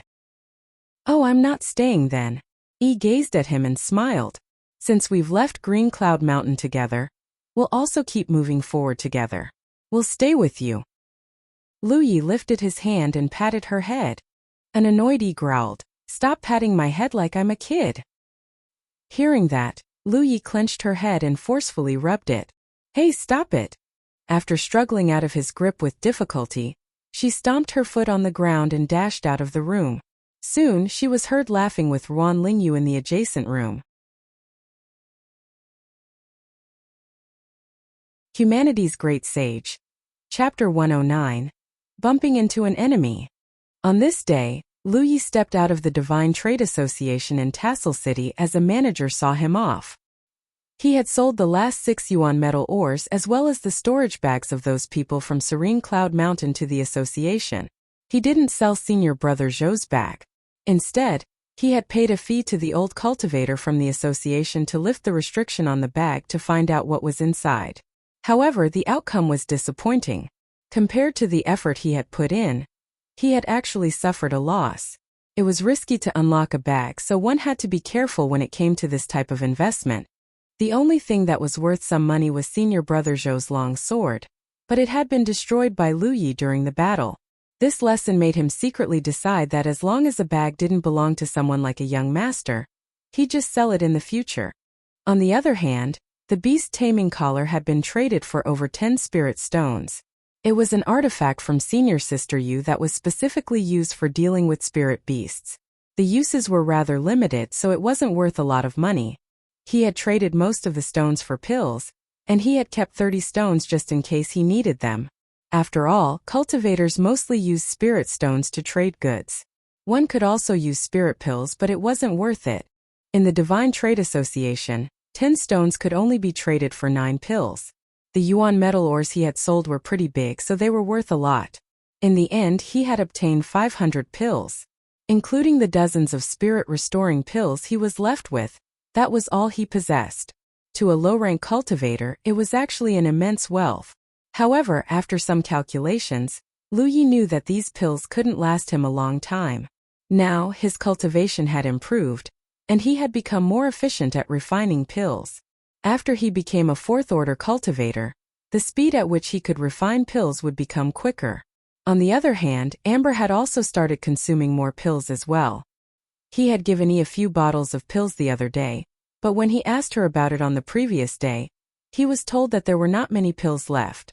Nevertheless, there was no denying that after just over 10 days, Amber was able to give off a greater pressure, so it was apparent that it had grown a lot.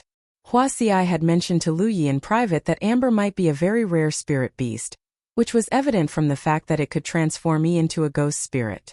Given enough resources, this beast could grow rapidly and become a powerful helper for him in the future. Lu Yi couldn't really see the potential in the tiger, as he was still an inexperienced man. He just knew that he had to come up with a way to earn more resources for cultivation. That was because he had sold off all the yuan metal ores he had taken from Evil Moon Valley. After all his pills were finished, he couldn't possibly wait for gathering spirits to slowly help him increase his power. That would be too inefficient. Therefore, despite the fact that he had a large amount of pills at the moment, he was dejected. As Lu Yi walked along the streets, he was heading to the fixed spot where Wuxia treated her patients. A moment later, he heard someone growling from the 2nd floor of a restaurant. "Where's my wine? Where are the waiters? Are all of you dead?" Lu Yi became startled because he found the voice familiar. He was supposed to have heard it before. Since he left Green Cloud Mountain, he hadn't come across many people. So, how was it possible that someone he knew was here? After he pondered about it for a moment, his expression became solemn. Then he turned around and shuffled towards the restaurant. As soon as he stepped into the place, someone approached him and asked, "Fellow cultivator, welcome. What do you want to eat or drink?" Although he wasn't as obsequious as the average waiter, he was hospitable. These jobs were mostly taken up by rogue cultivators because they didn't have a great force to rely on or seniors to take care of them. Therefore, they could only slowly earn the resources for cultivation this way. "I'm looking for someone," Lu Yi replied in a small voice and ambled towards the stairs. The rogue cultivator went away with a smile. Lu Yi walked up the stairs and stopped in his tracks before reaching the 2nd floor. After a glance, he saw that a disheveled and crestfallen man was seated beside the window. Some dishes were placed in front of him. The table and the ground had been covered in wine jars.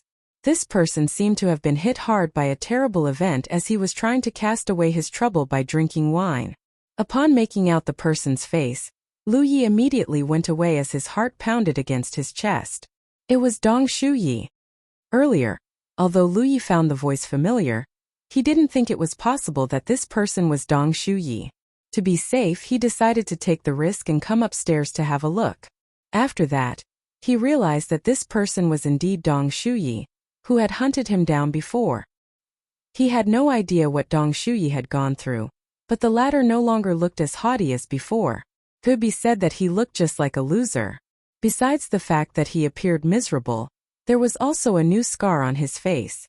Lu Yi couldn't understand why Dong Shuyi had come all the way here. Nevertheless, he was certain that the older man wasn't looking for him. Dong Shuyi must have thought that he had killed Lu Yi at that time, which was why he left. If he was still hunting Lu Yi down, he wouldn't have been unrestrainedly drinking wine in a restaurant. Then Lu Yi recalled what Wuxia had told him before. The station of 9-Star Clan was occupied by Mystic Sect and burned down. Despite that, the station was still there. It was just that 9-Star Clan had to pay a hefty price to rebuild it. Those from Mystic Sect didn't have the power to manage 2 stations at the same time. Now it seemed that even though the station had been occupied, Dong Shuyi wasn't dead.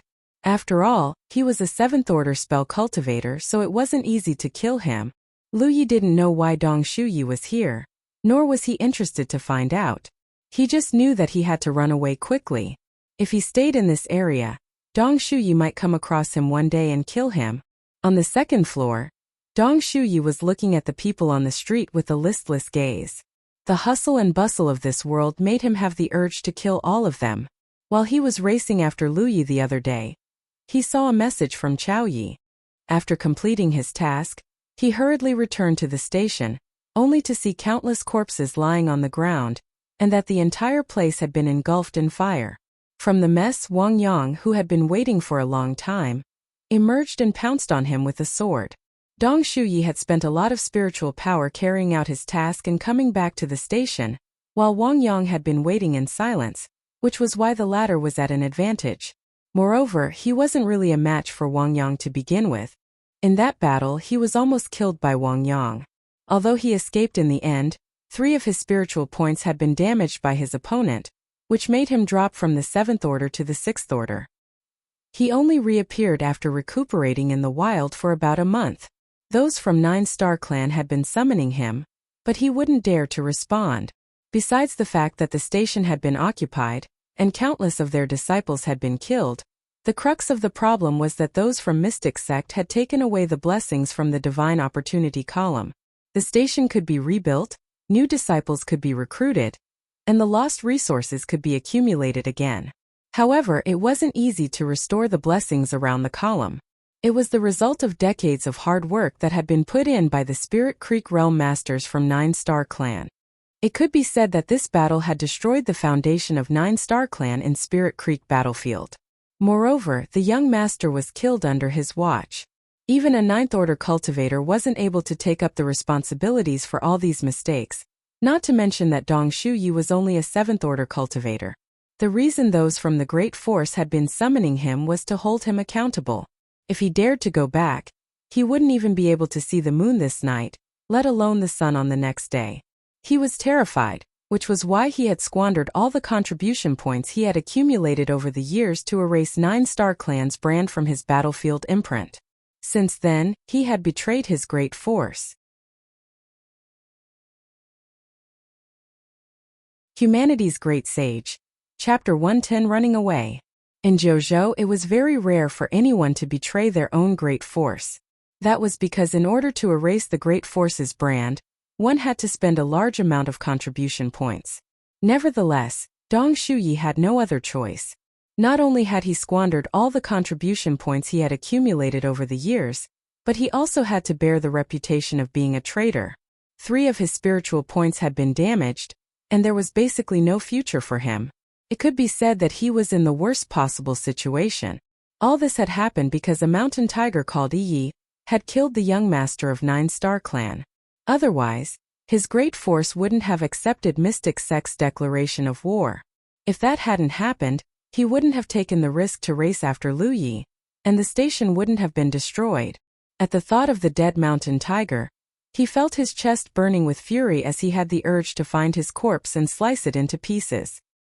He had practically spared his enemy a horrible death. Fortunately, he wasn't without anywhere to go. In the past few years, he had established quite a few connections in Spirit Creek battlefield. Despite the fact that his cultivation had dropped, he was still a 6th order cultivator, and he was more powerful than most others in the same minor realm. It was possible for him to join an 8th or 9th tier great force. However, before that, he had to stay away from the station of 9-Star Clan. Those people from the clan must have started looking for him.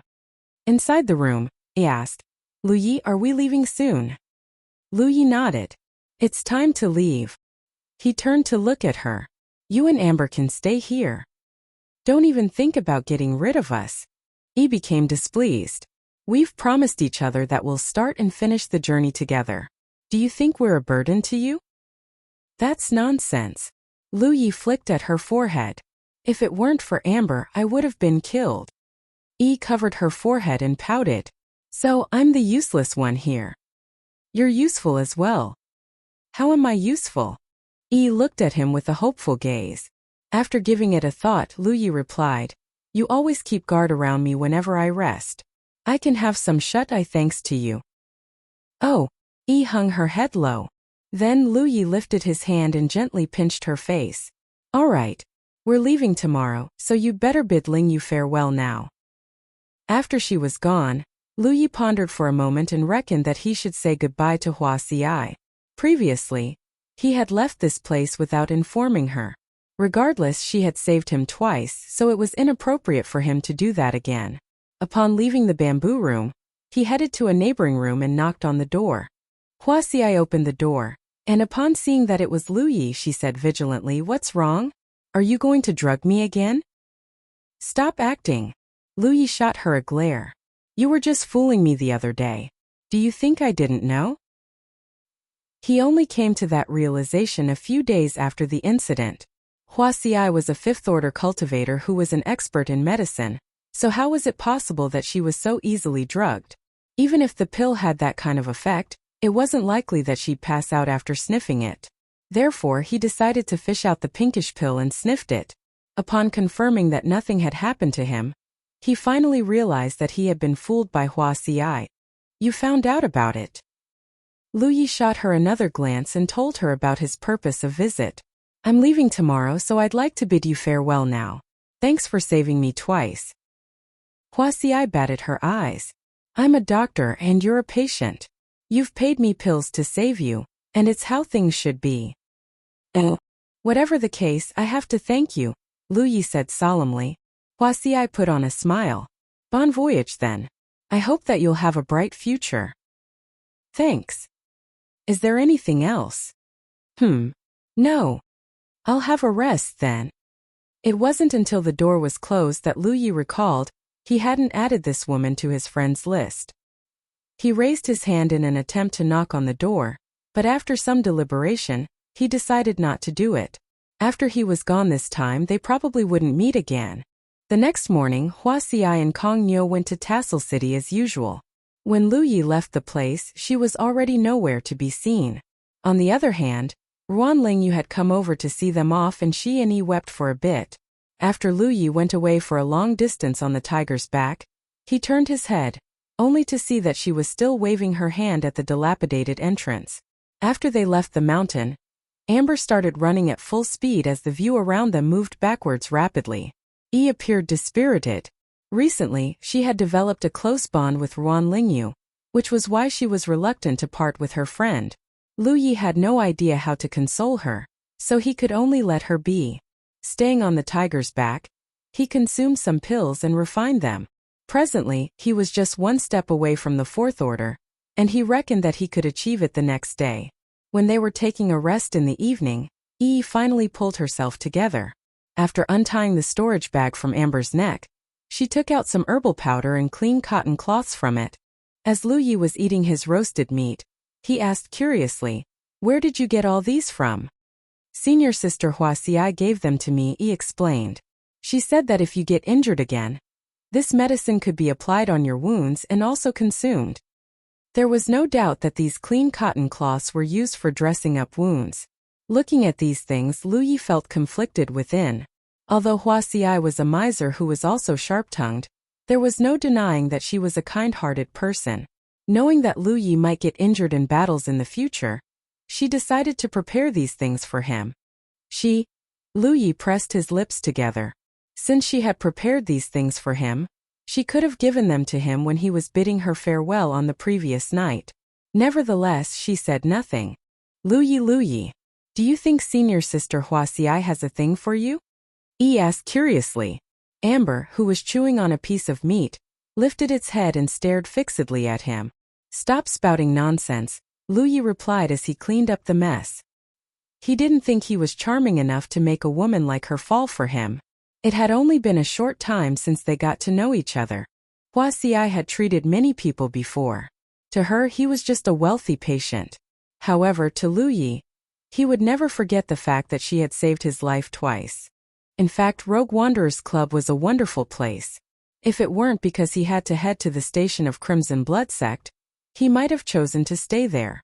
As he continued cultivating, he realized that Yi was nowhere to be seen. When she returned, she appeared to be stealthy. The next morning they went on with their journey. Yi would disappear from time to time, and she'd bring along the storage bag given to her by Lu Yi. When Lu Yi asked what she had done, she would only put on a mysterious smile but not tell him anything. There was a special connection between Amber and her. As long as they were not too far apart, they could sense each other's presence. Therefore, Lu Yi wasn't worried that she'd become lost. When Yi was finally sitting still on the tiger's back, Lu Yi asked, "Yi, what's your surname?" "I don't remember it." Yi shook her head. She could remember many things, but there were also things that she had forgotten. In that case, Lu Yi gave it a thought. A person has to have a surname. Why don't you get my surname? Get your surname? With a tilted head, Yi pondered on it and beamed. That's great. Your name is Lu Yi and I'm Lu Yi. We sound just like a family. All of a sudden, she leaped onto Amber's head. And as she faced the gale, she cupped her hands around her mouth and yelled, "I'm Lu." Her voice reverberated around the wilderness.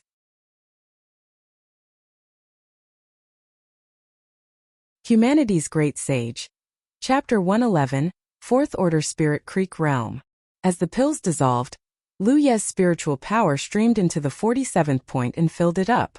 On the second night after he left Mount Ing, he achieved the requirement needed to break through to the Fourth Order. However, in order to ascend to the Fourth Order, he had to transition to a different cultivation technique. Due to the fact that he always switched between Gluttonous Feast and Golden Liberation technique, this matter wasn't so difficult for him. Under his control, the speed at which his spiritual power flowed slowed down, and the connections between the spiritual points broke off. Then he followed the training course of Red Lotus Sky Mnemonic and activated his spiritual power. Starting from the source spiritual point, his spiritual power penetrated his first point, second point until the 9th point. Perhaps it was because it was the first time he activated the mnemonic, so the speed at which the microcosmic orbit was running was slow. Patiently, he sustained it as the spiritual power, which was flowing along the spiritual points like the water in a creek, became increasingly faster. In the end, it could run on its own. After he was done establishing the first microcosmic orbit, he activated the 10th point as his spiritual power streamed from the 11th point to the 18th point in the same way. A moment later, he established the second microcosmic orbit, and just a while later he was done with the third one. Then it was followed by the fourth one. However, it was a great leap forward from the third order to the fourth order, as the microcosmic orbit of the fourth order included 18 spiritual points. It was the first time he activated a microcosmic orbit with 18 points, so he was extra careful. Just 5 minutes later, his body shook a little. With his location as the center, an air blast spread around and almost put out the bonfire. He had ascended to the Fourth Order Spirit Creek realm. An elated Lu Yi silently felt the transformation he had gone through. Compared to the Third Order, he had indeed become much stronger as a Fourth Order cultivator. The benefits that came with 18 spiritual points were 2 times greater than that of the Minier realm prior to this. Presently, the spiritual power he could use had increased by 50%.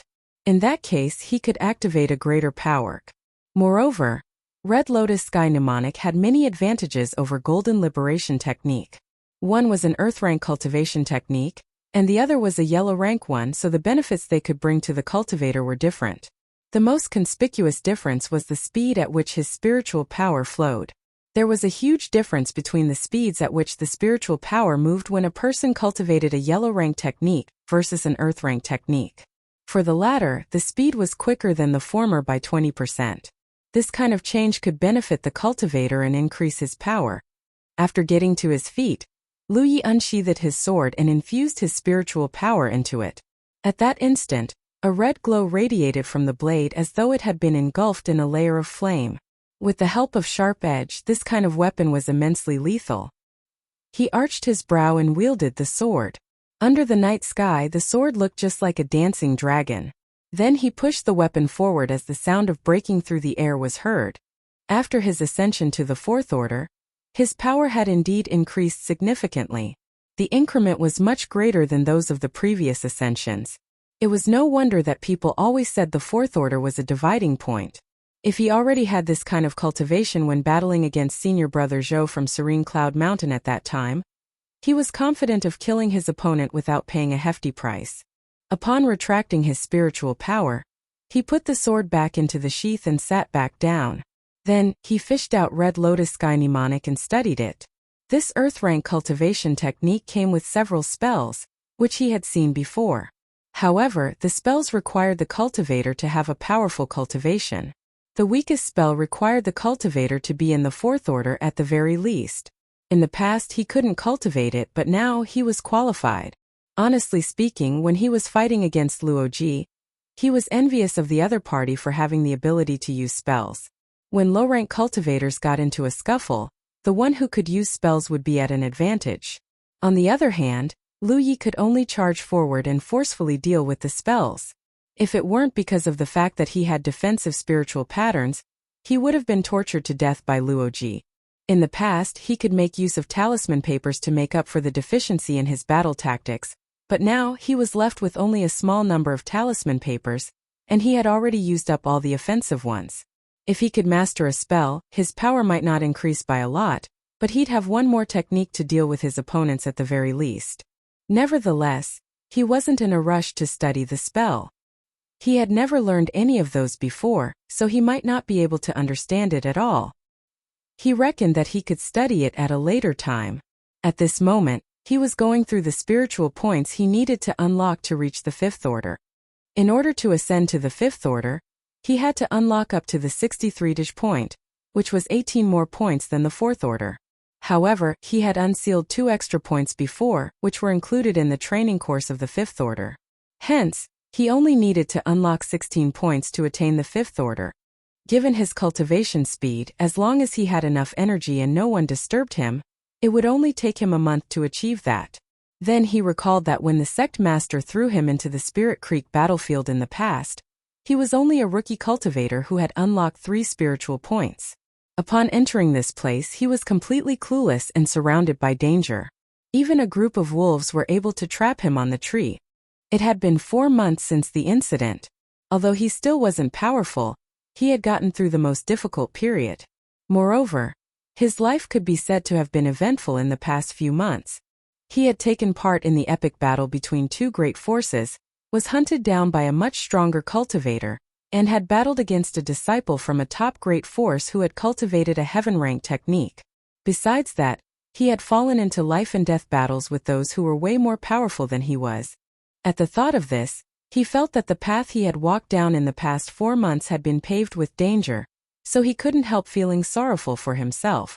Anyway, all that was history. In the past he was weak, so he could only be oppressed, but now he was a fourth-order cultivator. Although he couldn't swagger around the outer circle, he was already capable of defending himself. In the outer circle, there were lots of people who were weaker than he was, so he was no longer at the bottom of the hierarchy. Now he had the right to stand on a high spot and look down at other people. Then he activated his spiritual power and took a look at his battlefield imprint. The information about him was as simple as ever. Name Lu Yi. Identity: a disciple from Crimson Blood Sect. Cultivation: up to 47 spiritual point. Location: Spirit Creek Battlefield. Contribution: 174 points. He remembered that when he left Split Sky Gorge, his contribution was 142 points. After killing the 5 people from Serene Cloud Mountain some time ago, he obtained 32 points. Using a method he had come up with on his own, he realized that the numbers matched. It seemed that if he wanted more contribution points, he had to kill people in higher minor realms. He had a feeling that contribution would be immensely useful for him in the future. It was time to practice sword wielding. He took off his top and revealed his lean upper body. The scars that crisscrossed one another appeared hideous on his body. Although his wounds had healed, he was left with scars. Wuxia still wasn't able to erase the scars for him. With a solemn expression, he slowly hacked at the air. For hours later, with his body drenched in sweat, he sheathed the sword and went over to take out a bota bag. Then he washed his body using the water from the bag. A moment later, he took a seat beside the bonfire and meditated. Now that he was a fourth-order cultivator, he had to find out how efficient he was at cultivating, and how many pills he needed to unlock one spiritual point.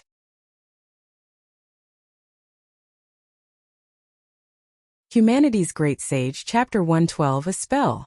After one night, Luyi stopped cultivating. Just like what he had expected, after ascending to the fourth order, he needed more pills to unlock one spiritual point. If he wanted to unseal one spiritual point, he'd need about 18 pills. Certainly, with the help of gathering spirits, he'd consume fewer pills. As for his efficiency, there wasn't any change. With an auxiliary cultivation technique like Gluttonous Feast, the speed at which he refined a pill had always been faster than most people. He had already expected the increased consumption of pills because when he unlocked the 46th point and the 47th point, he had used significantly more pills. Riding on the tiger's back, he went on with his journey. With Yi around, he didn't feel lonely at all. However, since they left Mount Ying, she had been acting mysteriously. Besides disappearing all of a sudden when they were on the road, she'd also go away when they took a rest at night. Luyi wondered what she was up to. Nevertheless, since she refused to reveal anything, he stopped asking. One day after entering a city, Luyi decided to buy some supplies. Suddenly, Yi passed him a storage bag. Take these things with you and sell them all. What's inside? A puzzled Luyi took the bag and opened it, only to see many kinds of plants inside. There were also some rhizomes and fruits. Are these herbs? All of a sudden, he came to the realization of what she had been doing recently. The reason she'd disappear from time to time was that she had been picking herbs. How did you know all this? Luyi asked curiously. She knew nothing about herbs in the past. There was a proud smile on her face. Senior sister Wuxia and Lingyu taught me a lot about it, she explained. It's not like Amber can rely on you forever. Its appetite has been increasing. What if you can't afford to feed it pills anymore? That's why I asked senior sister Wuxia and Lingyu to teach me a thing or two about medicine. I don't know how many spirit stones these things are worth. We'll find out after selling them. There were many kinds of herbs in the bag, and they came in large quantities. Nevertheless, it was apparent that she was still a rookie, so the way she handled the herbs was rough. These herbs were all put together in a disorderly manner. There were about 20 to 30 kinds of herbs. With a smile, Luyi replied, I'll sell them now then. All right. Yi nodded and snuck back into the tiger. There were many cultivators in the city that brought spirit beasts with them. However, to low-rank cultivators, it was impossible to tame powerful beasts. Therefore, these beasts were meant to be a mode of transportation. Basically, a beast-taming collar was wrapped around every beast's neck. Most spirit beasts appeared ugly and hideous, so it was rare to see a beast as handsome as Amber. Therefore, as soon as Luyi appeared in the city, he attracted the attention of many cultivators. Some of them even walked up to him and expressed their interest in buying Amber, which he had rejected. After buying some food and clothes in the city, he brought Amber to Divine Trade Association. A while later, they left the place and roamed around the city. Riding on the tiger's back, Luyi said with a smile, Not bad. Your herbs were sold for 4 spirit stones. Yi didn't utter a word or stick out her head. 4 stones were not even enough to buy pills for Amber to consume in a day. The tiger's appetite had increased significantly as it consumed as many pills as Luyi. Nevertheless, its growth was also noticeable. Luyi consoled her by saying, That's already a good profit. Most rogue cultivators accumulate wealth slowly.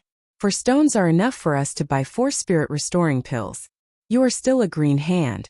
I'm sure you'll definitely get better as you accumulate more experience along the way. Still, Yi remained silent as she appeared crestfallen. She thought that after she spent a few days collecting all these herbs, they could be sold for a good price, but the outcome was disappointing. Seeing as his attempt was futile, Luyi stopped talking. The greater the hope, the more disappointed one would become if things didn't go as expected. She was still a young girl, so it was expected that she could be emotional.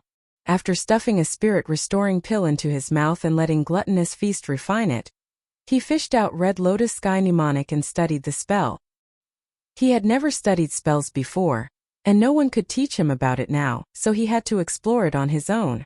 Soon, he became totally focused in learning the spell as his spiritual power surged. Half a day later, he appeared all of a sudden and took a seat in front of him before declaring, "I'll find much better herbs in the future." Lu Yi took a glance at her and encouraged her with a smile. "I'm looking forward to it." She balled up her fists and said through clenched teeth, "I'll look for them now." Then, she leaped off the tiger's back and disappeared into the distance. Lu Yi shook his head, but he didn't stop her, for it would only bring the opposite of the desired results if he did that.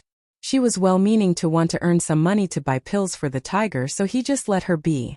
Riding on the tiger, he studied the spell as he activated his spiritual power. The first spell that came with Red Lotus Sky Mnemonic required the cultivator to be in the 4th order at the very least. As for the second spell, the cultivator had to be in the 7th order. The last spell required the cultivator to have fully cultivated the mnemonic, which meant that he had to unlock all 180 spiritual points. He still had a long way to go before he could learn the last 2 spells, so he focused on studying the first spell, which was called Fire Phoenix. As he digested the spell, he became increasingly amazed. That was because using a spell was similar to building a spiritual pattern. Both of them required the cultivator to build a specific pattern, using his spiritual power. The head and the tail of a pattern had to be connected. As spiritual power moved along a specific route, it would have some amazing effects. Are spells also a form of manifestation of spiritual patterns? He couldn't help having this question. Now he was on his own, so no one could explain it to him. Therefore, he decided to keep studying. Fortunately, he had obtained 3 spiritual patterns from Skill Tree. Every time he got a spiritual pattern, a lot of information would spring into his mind and allow him to master the spiritual pattern. However, he hadn't systematically learned one before.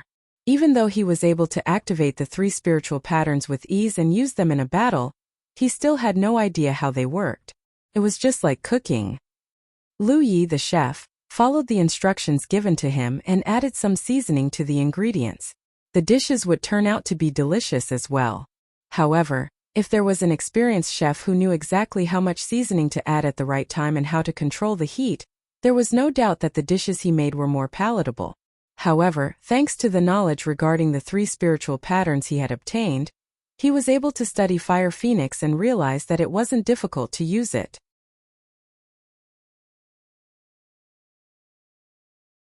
Humanity's Great Sage. Chapter 113, Fire Phoenix.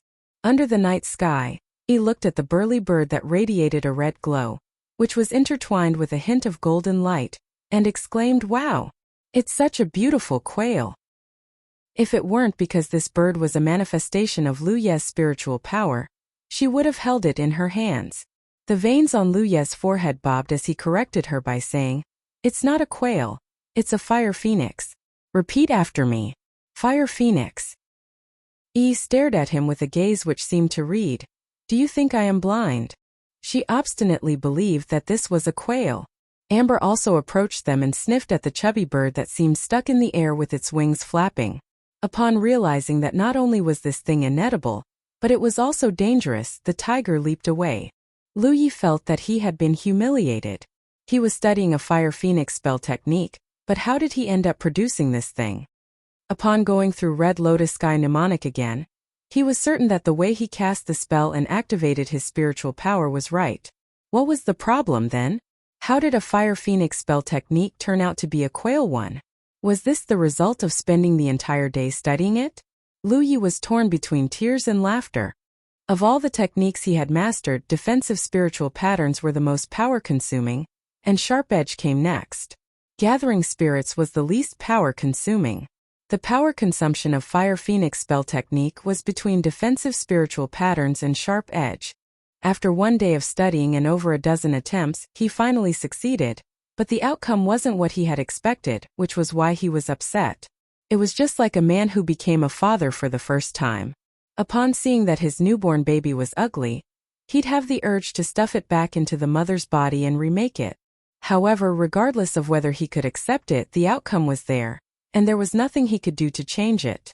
How was he supposed to use it to deal with his opponents? Before the bird could burn them to death, they'd be convulsing with laughter upon seeing it. Seeing as Lu Yi was hit hard by her remark, she went against her heart and said, "All right, it's a fire phoenix." "It's a quail." Lu Yi raised his hand, upon which the quail dissipated in the air. After walking away, he took off his top and started practicing sword wielding. Certainly spells were all trash. Sword wielding was the only thing he was most adept at. "If I ever study spells again, I'll be a pile of dung," he cursed. 10 days later, a snowy white tiger barged into a mountain range. Seated on the tiger's back, Lu Yi felt his clothes flapping in the air. It had been 4 months since he left Green Cloud Mountain, but he had only spent half of the time on the road. Most of the time he was held up for various reasons. He was in a rush to head to the station of Crimson Blood Sect, which was why he rarely took any rest since he left Mount Ing. He was still very far away from the station, but a journey of 1,000 kilometers began with a single step. He believed that he'd definitely reach his destination one day. According to the information on the 10-point map, this mountain range was called 100 Peaks. That was because there were indeed 100 peaks in total, and there were 3 great forces that were based in nearby places. Lu Yi wasn't willing to come into contact with any great forces lest his identity was exposed. Therefore, he intended to pass through 100 peaks. Throughout his journey, he had rarely come into contact with any cultivators. Although the mountain range was expansive, he believed that given Amber's speed, they could move through it in a few days. He loved this kind of place because she could find many herbs on the mountains. After the disappointing outcome of selling the herbs the other day, she became more diligent. There was a hall on a peak that was in the center of all the mountains. At this moment, many cultivators were entering and leaving the hall. In the middle of the hall there was a huge shadow moon disk. The rounded disk clearly reflected the entire terrain of 100 peaks. Besides that, it could detect the movements of all cultivators in the mountain range, and indicate them in an intuitive manner. On the disk, dots of 3 different lights kept flickering. They were blue, black, and red. Every dot represented a cultivator. The deeper the color, the more powerful a cultivator was. These colors represented 3 great forces. These were the 3 great forces based in the periphery of the mountain range. One of them belonged to the Grand Sky Coalition's side, which was Green Feather Mountain.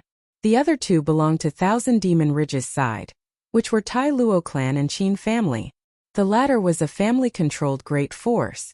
In Zhou, rarely any family could become a big shot. That was because there were many limits that hindered a family's growth. Nevertheless, there was an exception to everything. There were still some families in Zhou with deep heritage. Of the 7th to 9th tier great forces, there were quite some powerful families.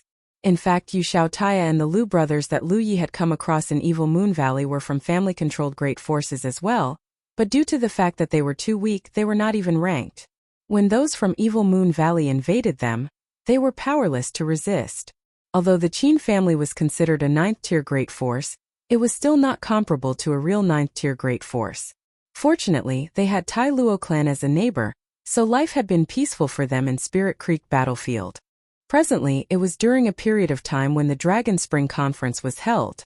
Therefore, many cultivators from the 3 great forces had gathered together in 100 peaks. This tradition had been ongoing for 100 years, and it was held every 3 years. The reason was that there was a dragon spring hidden beneath this particular hall. It was a spring that contained an amazing power. When the spring water gushed out, a spirit mist would appear.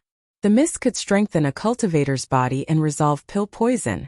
To a low-rank cultivator, they certainly craved a stronger body, especially those who were determined to walk down the path of body tempering. The Dragon Spring was able to help build a solid foundation for them. There were many rare resources in Spirit Creek battlefield like mines and spirit fruits, which were exclusive to the battlefield and not found in Zhou. In order to get their hands on these resources, great forces had been battling against one another for years, and blood feuds had been formed as a result. To great forces like Green Feather Mountain, Tai Luo clan, and Qin family that were in the outer circle, Dragon Spring was undoubtedly an important resource. When the spring was discovered in the past, the Qin family wasn't around yet. Only Tai Luo clan and Green Feather Mountain would fight for this resource, and every battle resulted in many people losing their lives. However, due to the fact that Green Feather Mountain had a richer heritage, they would always win the battle. Everything changed when the Qin family decided to set up a station in this place 50 years ago, and they started joining the competition as well. The Qin family and Tai Luo clan were allies because both of them were from Thousand Demon Ridge's side. Hence, there was no way Green Feather Mountain could go against two great forces at the same time. Prior to that, even though Green Feather Mountain always won the battle, they couldn't possibly exhaust all the power in Dragon Spring. That was because their number of disciples was limited. After they were gone, the cultivators from Tai Luo clan could go over and get some leftovers. Although it was rather pitiful, it was better than nothing at all. Nevertheless, since Tai Luo clan and the Qin family began to triumph, everything had changed. Certainly, there were more cultivators in two great forces than in one. The power in Dragon Spring could only accumulate so much every 3 years. After the cultivators from the two great forces were done using it, the spring would lose its power, and it could no longer help temper a cultivator's body. In the end, those from Green Feather Mountain flared up because the same thing happened over and over again.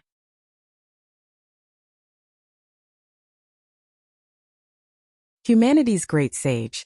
Chapter 114 Dragon Spring Conference.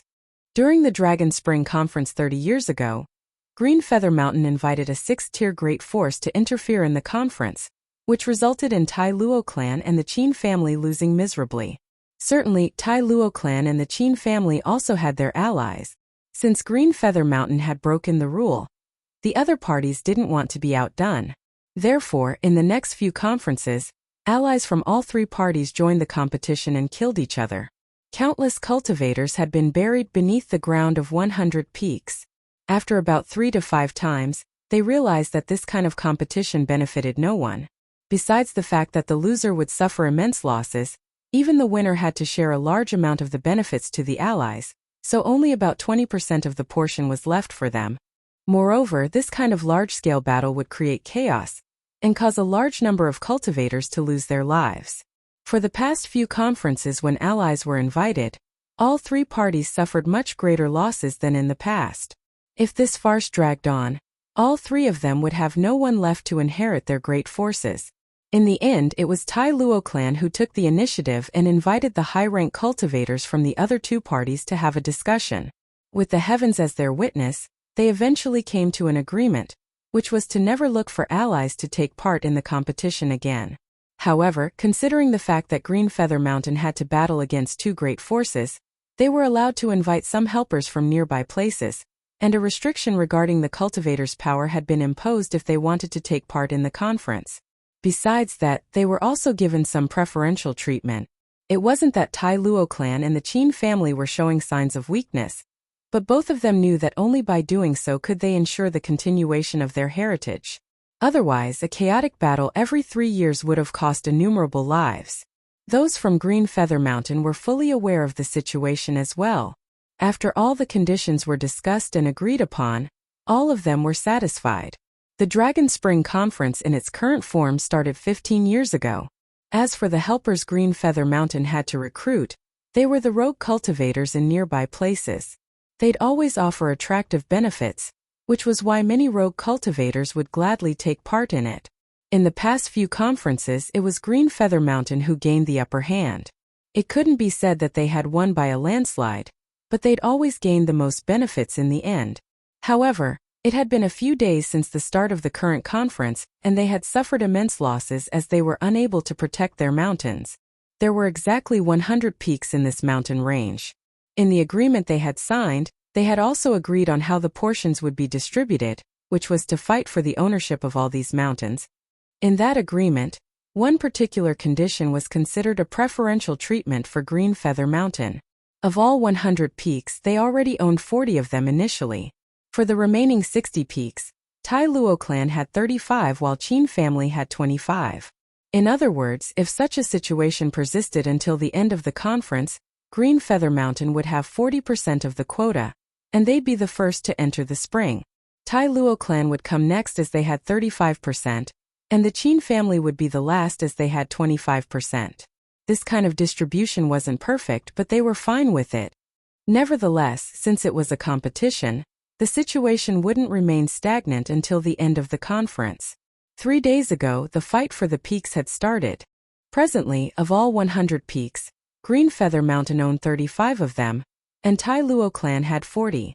Things remained the same for the Qin family as they still had 25.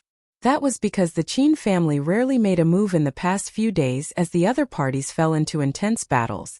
In the hall, 3 people had surrounded Shadow Moon Disk in positions that resembled a triangle. They represented the 3 different colors on the disc. The person who represented Green Feather Mountain was Tang Wu. He was about 30 years old and had a sturdy figure. By just standing there, he gave off a feeling that he was as steady as a mountain, and his vitality was vigorous as well. The representative of Tai Luo clan was an alluring woman whose name was Han Jiyu. Her clothes were on the skimpy side. Seated on a wooden chair, she placed her long legs on the Shadow Moon Disk. Her legs were blemish-free, and her toenails had been polished with a red gloss. The layers of her dress separated at her thighs, so her private parts were not covered, which attracted the attention of the disciples who passed by. However, she seemed oblivious to their attention. Behind her, a fair-skinned young man was rubbing her shoulders. The representative of the Qin family was Qin Wanli, who was a thin and short man. There was a machete that had been hung on his waist. Presently, he was staring fixedly at Han Jiyu. When their eyes met from time to time, she would throw him a charming glance, which caused him to smile like a fool. All 3 of them were 9th Order Spirit Creek Realm Masters.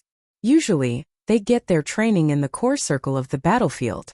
The reason they had come to this place was to chair the Dragon Spring Conference. With an agreement that had been signed under the witness of heavens, all 3 parties wouldn't dare to go back on their word. But there might still be some loopholes one could take advantage of. Therefore, every time the conference was held, all 3 parties would respectively send a 9th Order cultivator to chair the conference. Normally, such powerful figures were not seen in the outer circle. Mystic Sect and 9-Star Clan had some 9th Order cultivators as well, but they'd only send cultivators in the 6th Order and the 7th Order to be in charge of the stations. Of these 3 people, Tang Wu sported a cold expression which seemed to be warning anyone against going near him. On the other hand, Han Jiyu was behaving like a seductress while Qin Wanli appeared somewhat harmless. Staring at the alluring woman, Tang Wu said coldly, "Get your feet off the disc. Otherwise, I'll cut them off." With her mouth covered, she replied with a smile, "What's wrong? Are you displeased? Are you going to flare up just like you did 30 years ago?" Seeing as Tang Wu was upset, she was gleeful. Since they were opponents, she certainly didn't mind annoying him. However, under his stern attention, she still moved her feet away and turned to look at Qin Wanli. "Let's join forces and kill this guy." Qin Wanli kept a foolish smile on his face. "Senior Sister Han, stop pulling my leg. I'm not powerful enough to do that." "What a coward." Han Jiyu pressed her lips together as she appeared bored. A moment later, someone walked up to Tang Wu and spoke in a low voice, upon which Tang Wu nodded. After that person was gone, Tang Wu gazed at Han Jiyu and said, "Your clan has done a great job in hiding your true power by keeping a large number of disciples in another great force. Aren't you worried that they betray your clan?" All 3 great forces were based in this area, so they were fully aware of each other's heritages. That was why Tang Wu had been wondering what had gone wrong. How did those from Green Feather Mountain suffer such tremendous losses when it had only been a few days since the battle started? It wasn't until this moment that they found out the truth. Previously, Tai Luo clan had recruited some gifted disciples. However, instead of keeping them in their own station, they let these people receive training in a great force which was their ally. When the conference took place, they returned to the clan all of a sudden and caught those from Green Feather Mountain off guard. These people were fairly powerful now, as some of them were in the 5th Order. Now, only cultivators between the 2nd Order and the 5th Order were allowed to take part in the conference. The restriction had been imposed because 1st Order cultivators were inexperienced in battles, so they'd easily lose their lives if they participated. On the other hand, 6th Order cultivators were too powerful. If they accidentally killed some low-rank cultivators, A lot of their contribution points would be deducted, which was unbearable for any cultivator. At the same time, the restriction on cultivation could prevent unnecessary deaths for people who joined the competition. Presently, the most powerful people in 100 Peaks were 5th-order cultivators. Initially, Green Feather Mountain had the highest number of 5th-order cultivators, but these people from Tai Luo clan who appeared out of nowhere tilted the balance. It was the main reason Green Feather Mountain was on the losing side.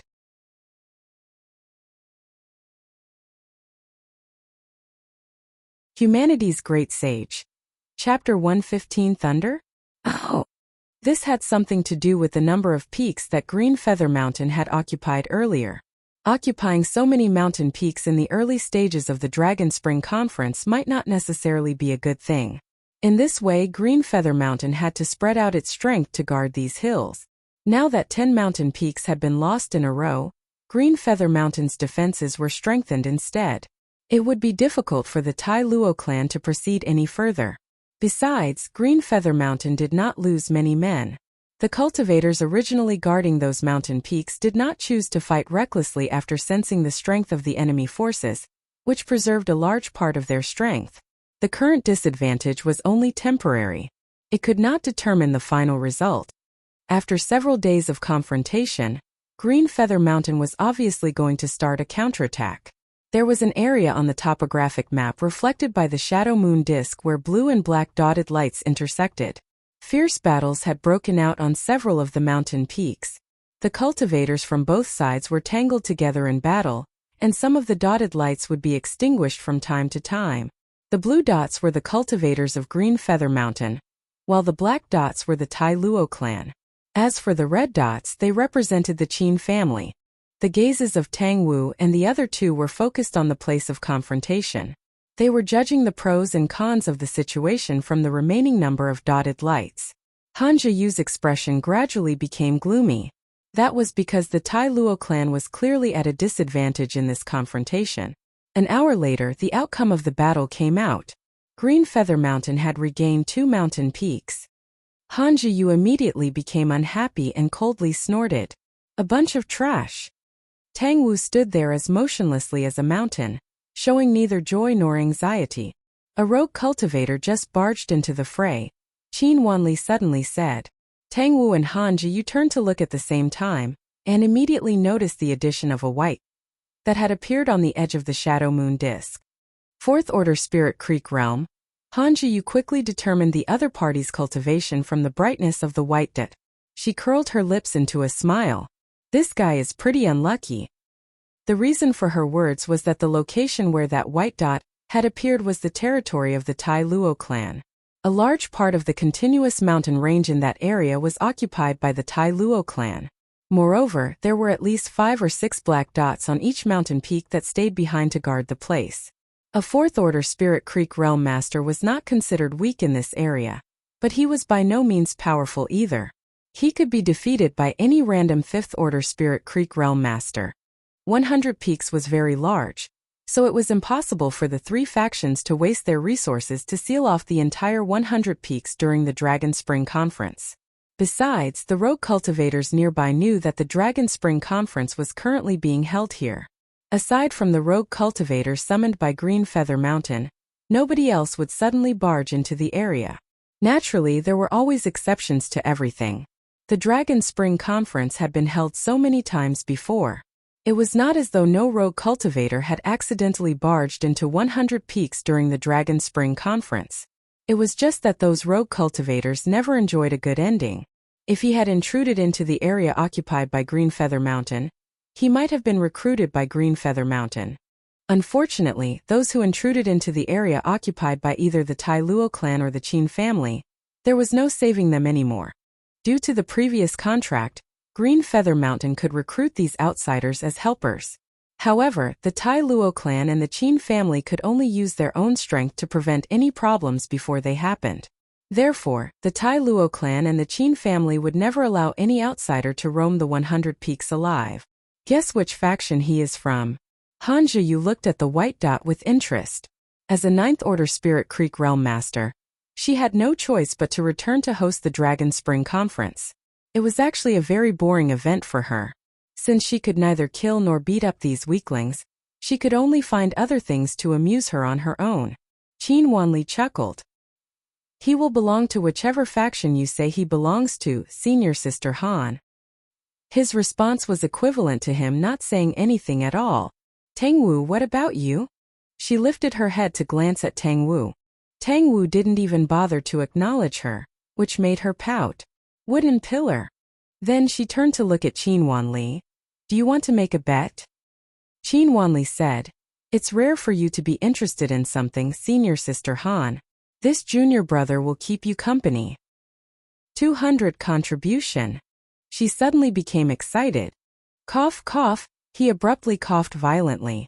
Let's play a small wager for entertainment only. After saying that, he didn't even give her a chance to respond. He immediately continued. I'll wager 20 contribution points that this person is associated with the 1,000 Demon Ridge. She snorted softly, her interest flagging slightly. How boring. She leaned her body back and threw her hands into the air, leaning back against the chair in a spread eagle pose. Her womanly charms were on full display, and her posture invited one's imagination to go wild. There was not the slightest shred of a Ninth-Order Spirit Creek Realm Master's demeanor in her behavior. 200 contribution points that he is from the Grand Sky Coalition. Tang Wu, who had been silent all this while, suddenly spoke up. Han Jiyu immediately got up and glanced at Tang Wu. She pursed her lips into a charming smile. All right. I'll bet against you. May the heavens witness.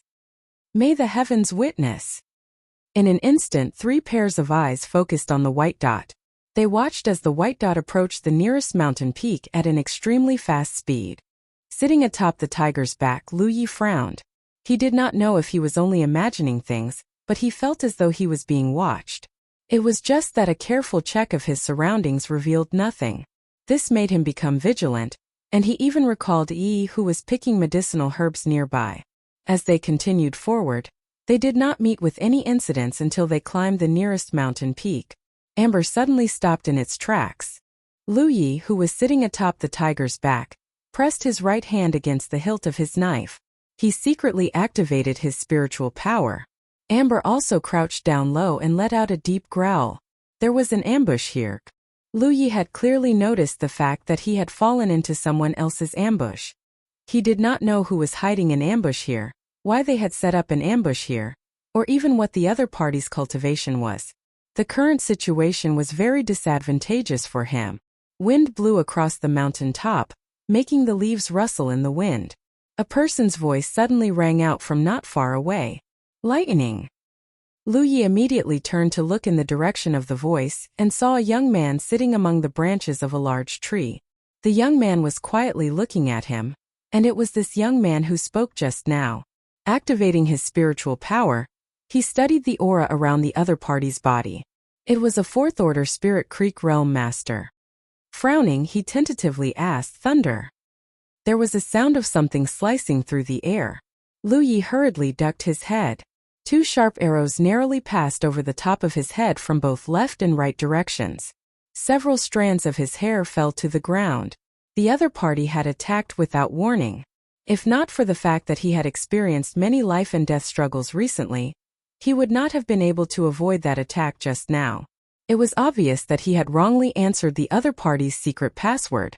The people hiding in ambush here were extremely decisive and immediately attacked when the secret password was answered wrongly. Meanwhile, Amber was already charging toward the left. Lu Yi kicked off from the tiger's back, leaping straight into the air. Blocking an arrow shot toward his head when he was suspended in midair, he fixed his gaze upon the young man who spoke earlier. At the same time as those attacks were launched, that young man had leaped off the tree. A long sword appeared in his hand as he lunged toward Lu Yi. Lu Yi had just landed on the ground and the young man had already closed the distance between them. The long sword stabbed forward like a snake sticking its tongue out, aiming directly for Lu Ye's chest. The young man was really going in for the kill because of a single wrong answer.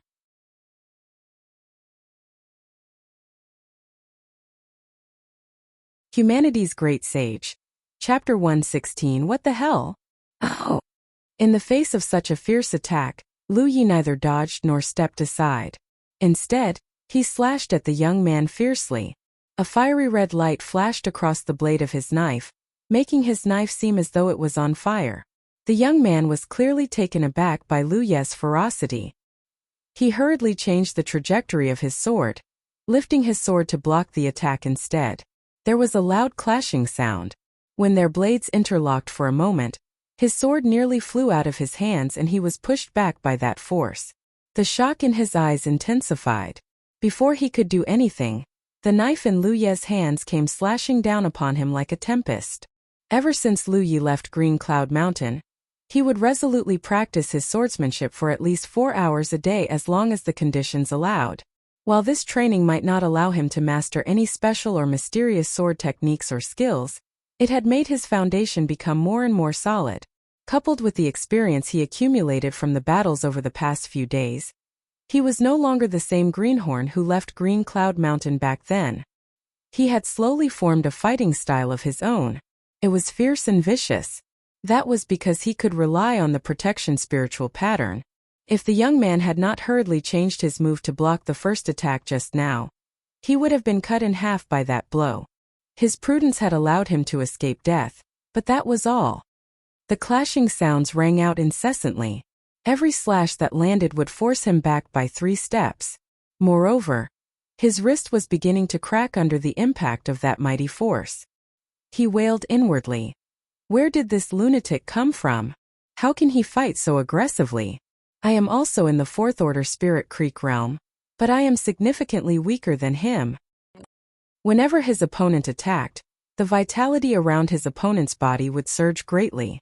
It gave him the illusion that the person in front of him was a wild beast that escaped from a cage and was choosing its prey to devour.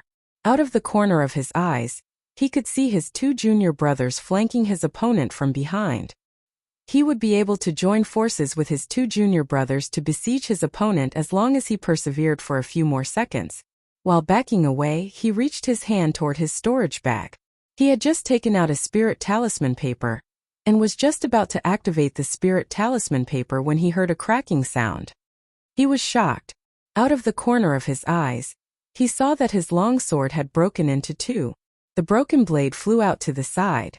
Immediately after that, his body went numb and he froze in place. Then, his field of vision began to tilt. The last thing that came into view was one half of a body that looked very familiar. Is that my body? His consciousness began to fade. When the blood splattered everywhere, Amber's tiger roar came from the right. It was immediately followed by a terrified scream. There was another sound of something slicing through the air on the left. The enemy hiding in the shadows had shot another arrow at Lu Ye again. It was just that this arrow missed its target. The death of that young man seemed to have shaken the attacker's mental state. That person was not the only one who was unsettled. The other 2 cultivators not far away who had rushed up behind Lu Ye were similarly shaken. There were a total of 5 cultivators on this mountain peak. 1 was in the 4th Order Spirit Creek realm, 2 were in the 3rd Order Spirit Creek realm, and 2 were in the 2nd Order Spirit Creek realm. This lineup was not that strong, but Tai Luo clan was right behind them. That was why there was no need for them to have such a strong lineup. As long as the mountain peaks in front were not lost, the Green Feather Mountain cultivators would not reach this place. This position could be said to be the safest location. The only reason they left some people here to keep guard was just in case, but this originally foolproof arrangement was destroyed by Lu Ye's arrival. The 2 Tai Luo clan cultivators who had sneaked up behind Lu Ye felt as though they had been splashed with a basin of cold water. Their entire bodies were ice cold. They had just witnessed their senior brother in the 4th Order Spirit Creek realm being cut in 2 by an uninvited guest in no more than 5 seconds. Therefore, their shock and panic had risen to extreme levels. This in turn caused them to abruptly halt in their tracks at a position less than 10 meters away from Lu Ye. Lu Ye spun around, his knife pointing diagonally at the ground. Blood was dripping from his blade. He pushed off the ground with both feet, leaving behind a hole in the ground where he stood before. It didn't take more than a few strides for him to arrive in front of the 2 Tai Luo clan cultivators who were frozen stiff in terror. At a juncture of life and death, these 2 finally burst out their potential and lunged at Lu Ye all at once. The sounds of their confrontation clanged loudly. The two cultivators in the third-order Spirit Creek realm leaned back, leaving themselves wide open. The difference in their cultivation left them unable to block Lu Ye's attacks despite working together. The long knife blessed with spiritual power drew a long arc of fiery red light in front of him. He didn't even bother to use the sharp-edged spiritual pattern in this attack. When the screams rang out, the chests of the two people struck by the blow split open and a faint burnt smell came from their wounds. One person collapsed to the ground while the other person staggered backward. He took a step forward and stabbed the cultivator, who fell over backward in the chest. Without stopping, he pulled out his knife to slash at the other person. Then he saw an arrow flying toward him out of the corner of his eye. Lifting his knife in a swinging slash, he cut down the arrow. He was just about to deal with the surviving third-order Spirit Realm Master, but that person had already collapsed headfirst to the ground. His previous attack had slashed right through that person's heart. An extremely terrified scream came from the side. Lu Yi turned his head to look and saw Amber biting a female cultivator in the neck. The female cultivator held a bow in her hand, blood spurting wildly from her mouth. Despite struggling desperately against Amber, she couldn't even make Amber budge in the slightest. This female cultivator was only in the second-order Spirit Creek realm. She was the one hiding in the trees and shooting arrows at Lu Yi. When Amber separated from Lu Yi earlier, it immediately ran straight in this direction. The tiger alone might not have been able to do anything to her. She was hiding up in a tree after all. However, things were different with Yi around. Yi had appeared directly behind the female cultivator and shoved the latter off the tree. After following Lu Yi for all this while, Amber had been eating well every day. Who knew how many spirit-restoring pills it had consumed during this period? Therefore, its current strength had greatly improved compared to before. With Yi's support, they easily took down the second-order Spirit Creek Realm Master. Ignoring the female cultivator, Lu Yi looked to the side. Two people had attacked him with arrows just now. Amber had caught one in its mouth, so there was another one. To his surprise, he discovered that the other party had already fled nearly as far as 30 meters away when he looked over in that direction. He raised his knife and was about to give chase when he suddenly remembered something. Raising his hand, he faced his palm toward that person's back. At the same time, fiery red spiritual power began to gather at the palm of his hand. The pure spiritual power then formed into a fat and pudgy fire quail, which flapped its wings and flew forward like an arrow released from the bowstring. In the blink of an eye, the fire quail brushed past the fleeing cultivator and hit a large tree. The tree went up in flames. "I missed." He raised an eyebrow, spiritual power gathering in the palm of his hand again. This time around he adjusted his aim slightly. A second fire quail flew out and struck that person squarely in the back. There was a loud explosion. That person fell to the ground as if he was struck by a bolt of lightning. His back was a charred mess, and he twitched several times before he died. This was one of the spell techniques that came with the Red Lotus Sky mnemonic. It turned out to be quite powerful. Just then, a small red light flew over from that spot and sank into the back of Lu Ye's hand. He glanced around, frowning. What the hell? This battle came out of nowhere. He simply answered the other party's password wrongly, and the other party instantly attacked without mercy. They didn't even bother to ask him which faction he belonged to.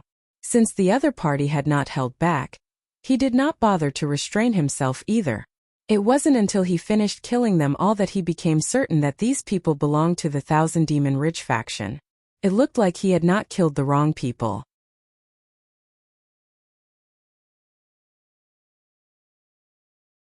Humanity's Great Sage. Chapter 117, Chase and Intercept. Inside the main hall, 3 pairs of eyes watched as that white dot encountered 5 black dots. In less than 20 seconds, the 5 black dots vanished one after another. Only the white dot continued to blink steadily. Their eyelids twitched at the sight. Han Jiyu hurriedly lifted her hand, pressed her battlefield imprint, and quickly sent out a message. Soon, nearly 10 black dots gathered toward the nearby mountain peaks where the white dot was located. The woman was clearly enraged. A 4th-order Spirit Creek Realm Master had appeared out of nowhere, intruded upon the back of the Tai Luo clan, and taken over a mountain peak. That was practically a slap to the face. In any case, that part of the mountain was occupied by the Tai Luo clan. It was very easy for her to mobilize some people to encircle and suppress him. Besides, there was a high probability that the other party was injured. As long as he dared to remain in that place, she would definitely kill him without mercy. Tang Wu lifted his gaze and glanced at her but did not interfere in her matters. This matter could not be interfered with anyway. Everybody had a battlefield imprint, which made communication between each other very convenient. Furthermore, there was a steady stream of people coming and going in this hall. It was a given that all the information in this hall would constantly leak to the outside. The three of them in the Ninth Order Spirit Creek realm were not just stationed here to ensure the smooth progress of the Dragon Spring Conference, but also to interfere and conduct the Dragon Spring Conference to the necessary extent. It was quite a pity that this Fourth Order Spirit Creek had barged into the 100 Peaks from the wrong direction. If he had entered the Green Feather Mountain's territory instead, he might have become a powerful ally to the Green Feather Mountain. Unfortunately, he chose to intrude upon the Tai Luo clan's territory instead. Things would not end well for him. The only way for him to survive was to retreat immediately. The Tai Luo clan would not have the time nor energy to chase after him during the Dragon Spring Conference. Just as Tang Wu was mulling over these thoughts, the white dot began moving once more. He immediately knew that this person was doomed the moment he saw the direction the white dot was moving. On the other hand, Han Zhiyu gritted her teeth and sneered. Good. Courageous indeed. There was no other alternative. Despite killing 5 Tai Luo clan cultivators, that white did not choose to retreat. On the contrary, that person chose to charge deeper into the 100 Peaks instead. Qin Wanli stood by the side and began to laugh. Where did this greenhorn pop out from? Doesn't he know that the 3 sects are currently holding the Dragon Spring Conference in this place? Tang Wu simply stretched out a hand toward Han Zhiyu and stared at her wordlessly. The meaning behind his actions were clear. What? Have I lost the bet? Who knows which faction this guy belongs in? He only killed a few of the Tai Luo clan's disciples. Who can prove that he belongs to the Grand Sky Coalition? Han Zhiyu was currently in a bad mood, so her tone was very harsh. Her words were not without reason. Even those in the same faction could attack each other on the Spirit Creek battlefield. After all, they would also receive the equivalent contribution points from killing their own. Therefore, Tang Wu withdrew his hand and left the matter alone. He pretty much had the same idea in mind just now when he made the bet. Ultimately, the bet they made earlier had been a spur-of-the-moment thing. They all knew that it was very difficult to force the other party to fulfill the conditions of the bet, unless they had a way to prove which faction the white dot belonged to. On the mountain peak, Lu Yi packed up his spoils of war, climbed on the back of the tiger, and continued on his journey. For him, the previous battle was nothing more than a small hiccup in his journey forward. It did not affect him in any way. Nevertheless, he asked Yi to scout ahead for danger just to be on the safe side. Yi was extremely elusive, so she was most suitable for these kinds of tasks. Sitting on the back of the tiger, he tossed a spirit-restoring pill into his mouth. The battle started all of a sudden and ended just as quickly, so he did not use up a lot of his energy. If he did not perform those 2 spell techniques at the end, his consumption would have been even lower. As for the injuries that Han Zhiyu expected him to have, they did not exist. It was just that maintaining his spiritual power at its peak while traveling alone on the road was undoubtedly a good practice to maintain. Speaking of which, the power of the Fire Phoenix technique was rather impressive. It had immediately taken the life of the Second Order Spirit Creek realm he hit. The only flaw to this spell technique was the slight sense of shame that came from casting this spell technique. He would require a strong heart to cast the Fire Phoenix technique. It looks like I will need to find the time to research this spell technique properly. I need to try and see if I can change the external appearance of this spell technique to resemble a more regular form. 15 minutes later, Yi returned and informed Lu Yi of some very bad news. There were several cultivators on the mountain peak ahead. Not to mention they were charging in this direction. They seemed to be the companions of those people he killed earlier. Lu Yi could be certain that those 5 cultivators he killed earlier had not sent out any messages before they died. That was because the battle had ended too quickly, and they had not had the time to do so. Even so, it seemed that the other party's companions were coming to kill him. What is going on? After briefly considering his options, he decided to retreat. He did not know the cultivation strength of those cultivators approaching him. He only managed to glimpse several people. She did not dare to get too close to them, so there was no way for him to determine the strength of their cultivation. If the other party's cultivation was not high, he would have the confidence to face them. But if some of those people happened to be in the 5th Order Spirit Creek realm, or if 1 or 2 of those people were in the 6th Order Spirit Creek realm, things would become very troublesome indeed. Naturally, the possibility of those scenarios was not high. This was the outer circle of the battlefield after all. He simply felt that the situation was strange. Although he would occasionally come across some cultivators throughout his journey, it was his first time facing such frequent encounters. Therefore, he suspected that he had intruded upon the territory of one of the sects. However, the 10-point map indicated that this was the intersection point between 3 different sects. This area did not belong to any one of the sects. He left to scout their way forward again and soon came back with even worse news. There were more than 10 people coming from the back, flanking him from both sides.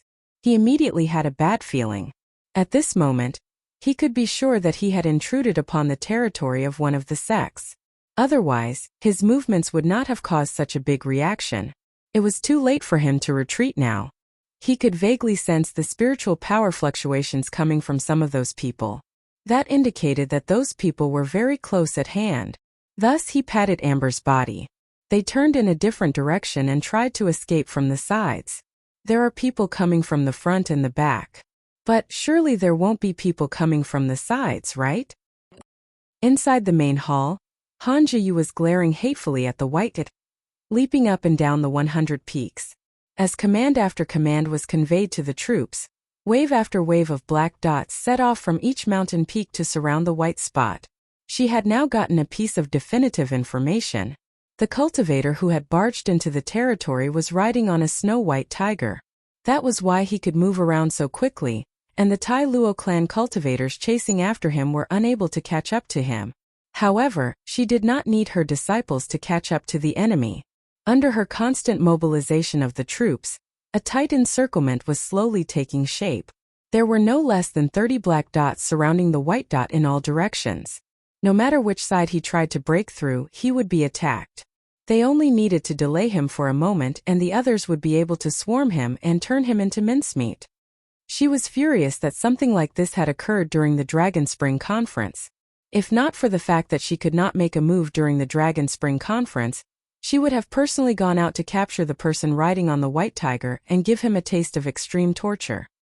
Lu Yi sat on the back of the tiger with an extremely solemn expression. After running around for 2 hours, he discovered that he could not shake off these unknown enemies. Rather, the situation was becoming worse and worse. He didn't leave to scout the path ahead anymore. That was because there were enemies everywhere. He could not figure out how the enemy managed to complete the encirclement. He had been riding on Amber, charging left and right without a fixed pattern to their movements. Even so, he had been surrounded anyway. If I can't escape, then I can only slaughter my way out of this situation. He lightly patted the tiger's back with one hand and pressed his hand against the hilt of his knife with his other hand. Seeming to understand his intentions, the tiger let out a loud roar. Its speed increased sharply as it broke through the front.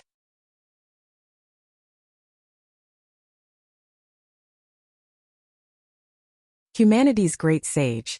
Chapter 118, Breaking Out of the Encirclement. While crossing a mountain pass, several figures came charging at Lu Yi from the front.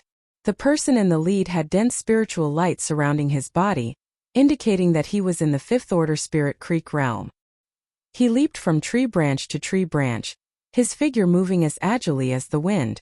When he was 30 meters away, he launched an attack at Lu Yi. The spear in his hand stabbed forward as ferociously as a dragon. At the same time he shouted, "Die!"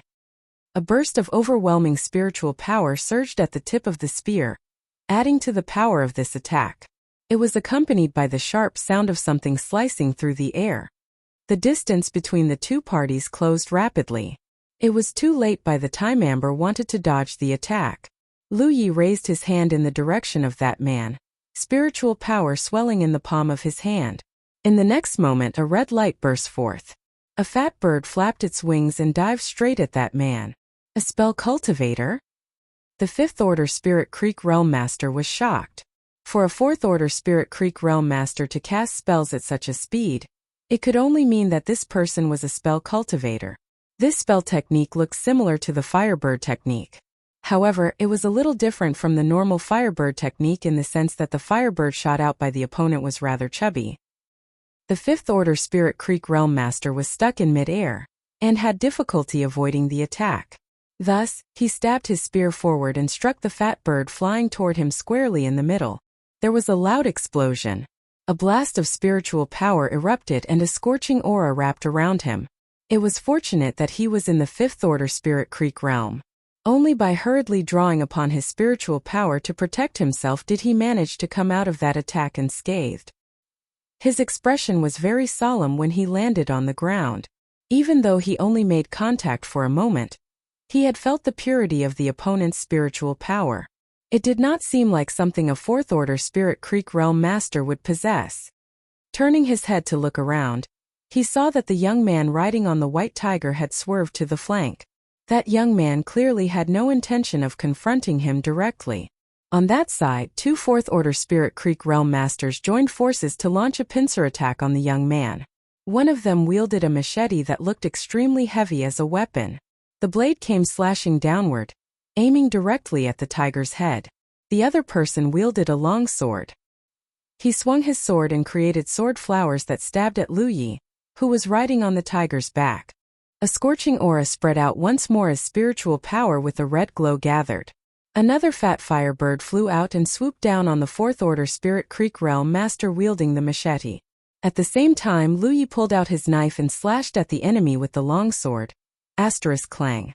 The Fourth Order Spirit Creek Realm Master wielding the long sword steadily backed away under those attacks. Despite their similar cultivation, he could not hold up against Lu Ye's aggressive attacks. On the other side, the fat firebird was cut down by the machete-wielding Fourth Order Spirit Creek Realm Master. It had not managed to harm him, but it did save Amber from the misfortune of being cleaved apart by the machete. Moreover, he was momentarily stunned by the explosion of the Firebird's spiritual power. Taking advantage of that brief moment, Amber swiped its claws out. That man gave a muffled groan. The sound of bones breaking came from his chest and he fell to the ground.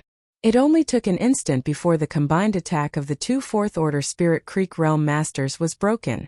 Behind them stood several other Third Order Spirit Creek Realm Masters, staring wide-eyed at the tiger and the young man lunging at them. For a time they were at a loss for what to do. "Hurry up and dodge!" The Fifth Order Spirit Creek Realm Master shouted desperately.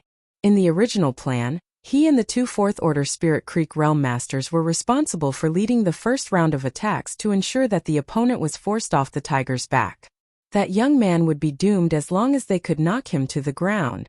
However, he never imagined that this Fourth Order Spirit Creek Realm Master would be a spell cultivator who could perform the Firebird technique so quickly that his aggressive barrage of attacks failed to achieve anything. A Fifth Order Spirit Creek Realm Master like him could not bring about the desired obstructive effect. Two Fourth Order Spirit Creek Realm Masters could not do a thing either. How could the remaining Third Order Spirit Creek Realm Masters stop that person? The majestic tiger brushed past the Third Order Spirit Creek Realm Masters and rode off into the distance. The Fifth Order Spirit Creek Realm Master tried to chase after them for some time. It was not until he watched the distance between them growing larger that he was forced to stop.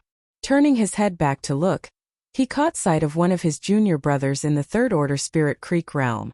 That man was clutching at his throat and red blood dyed his upper body. Blood continuously trickled out of his mouth.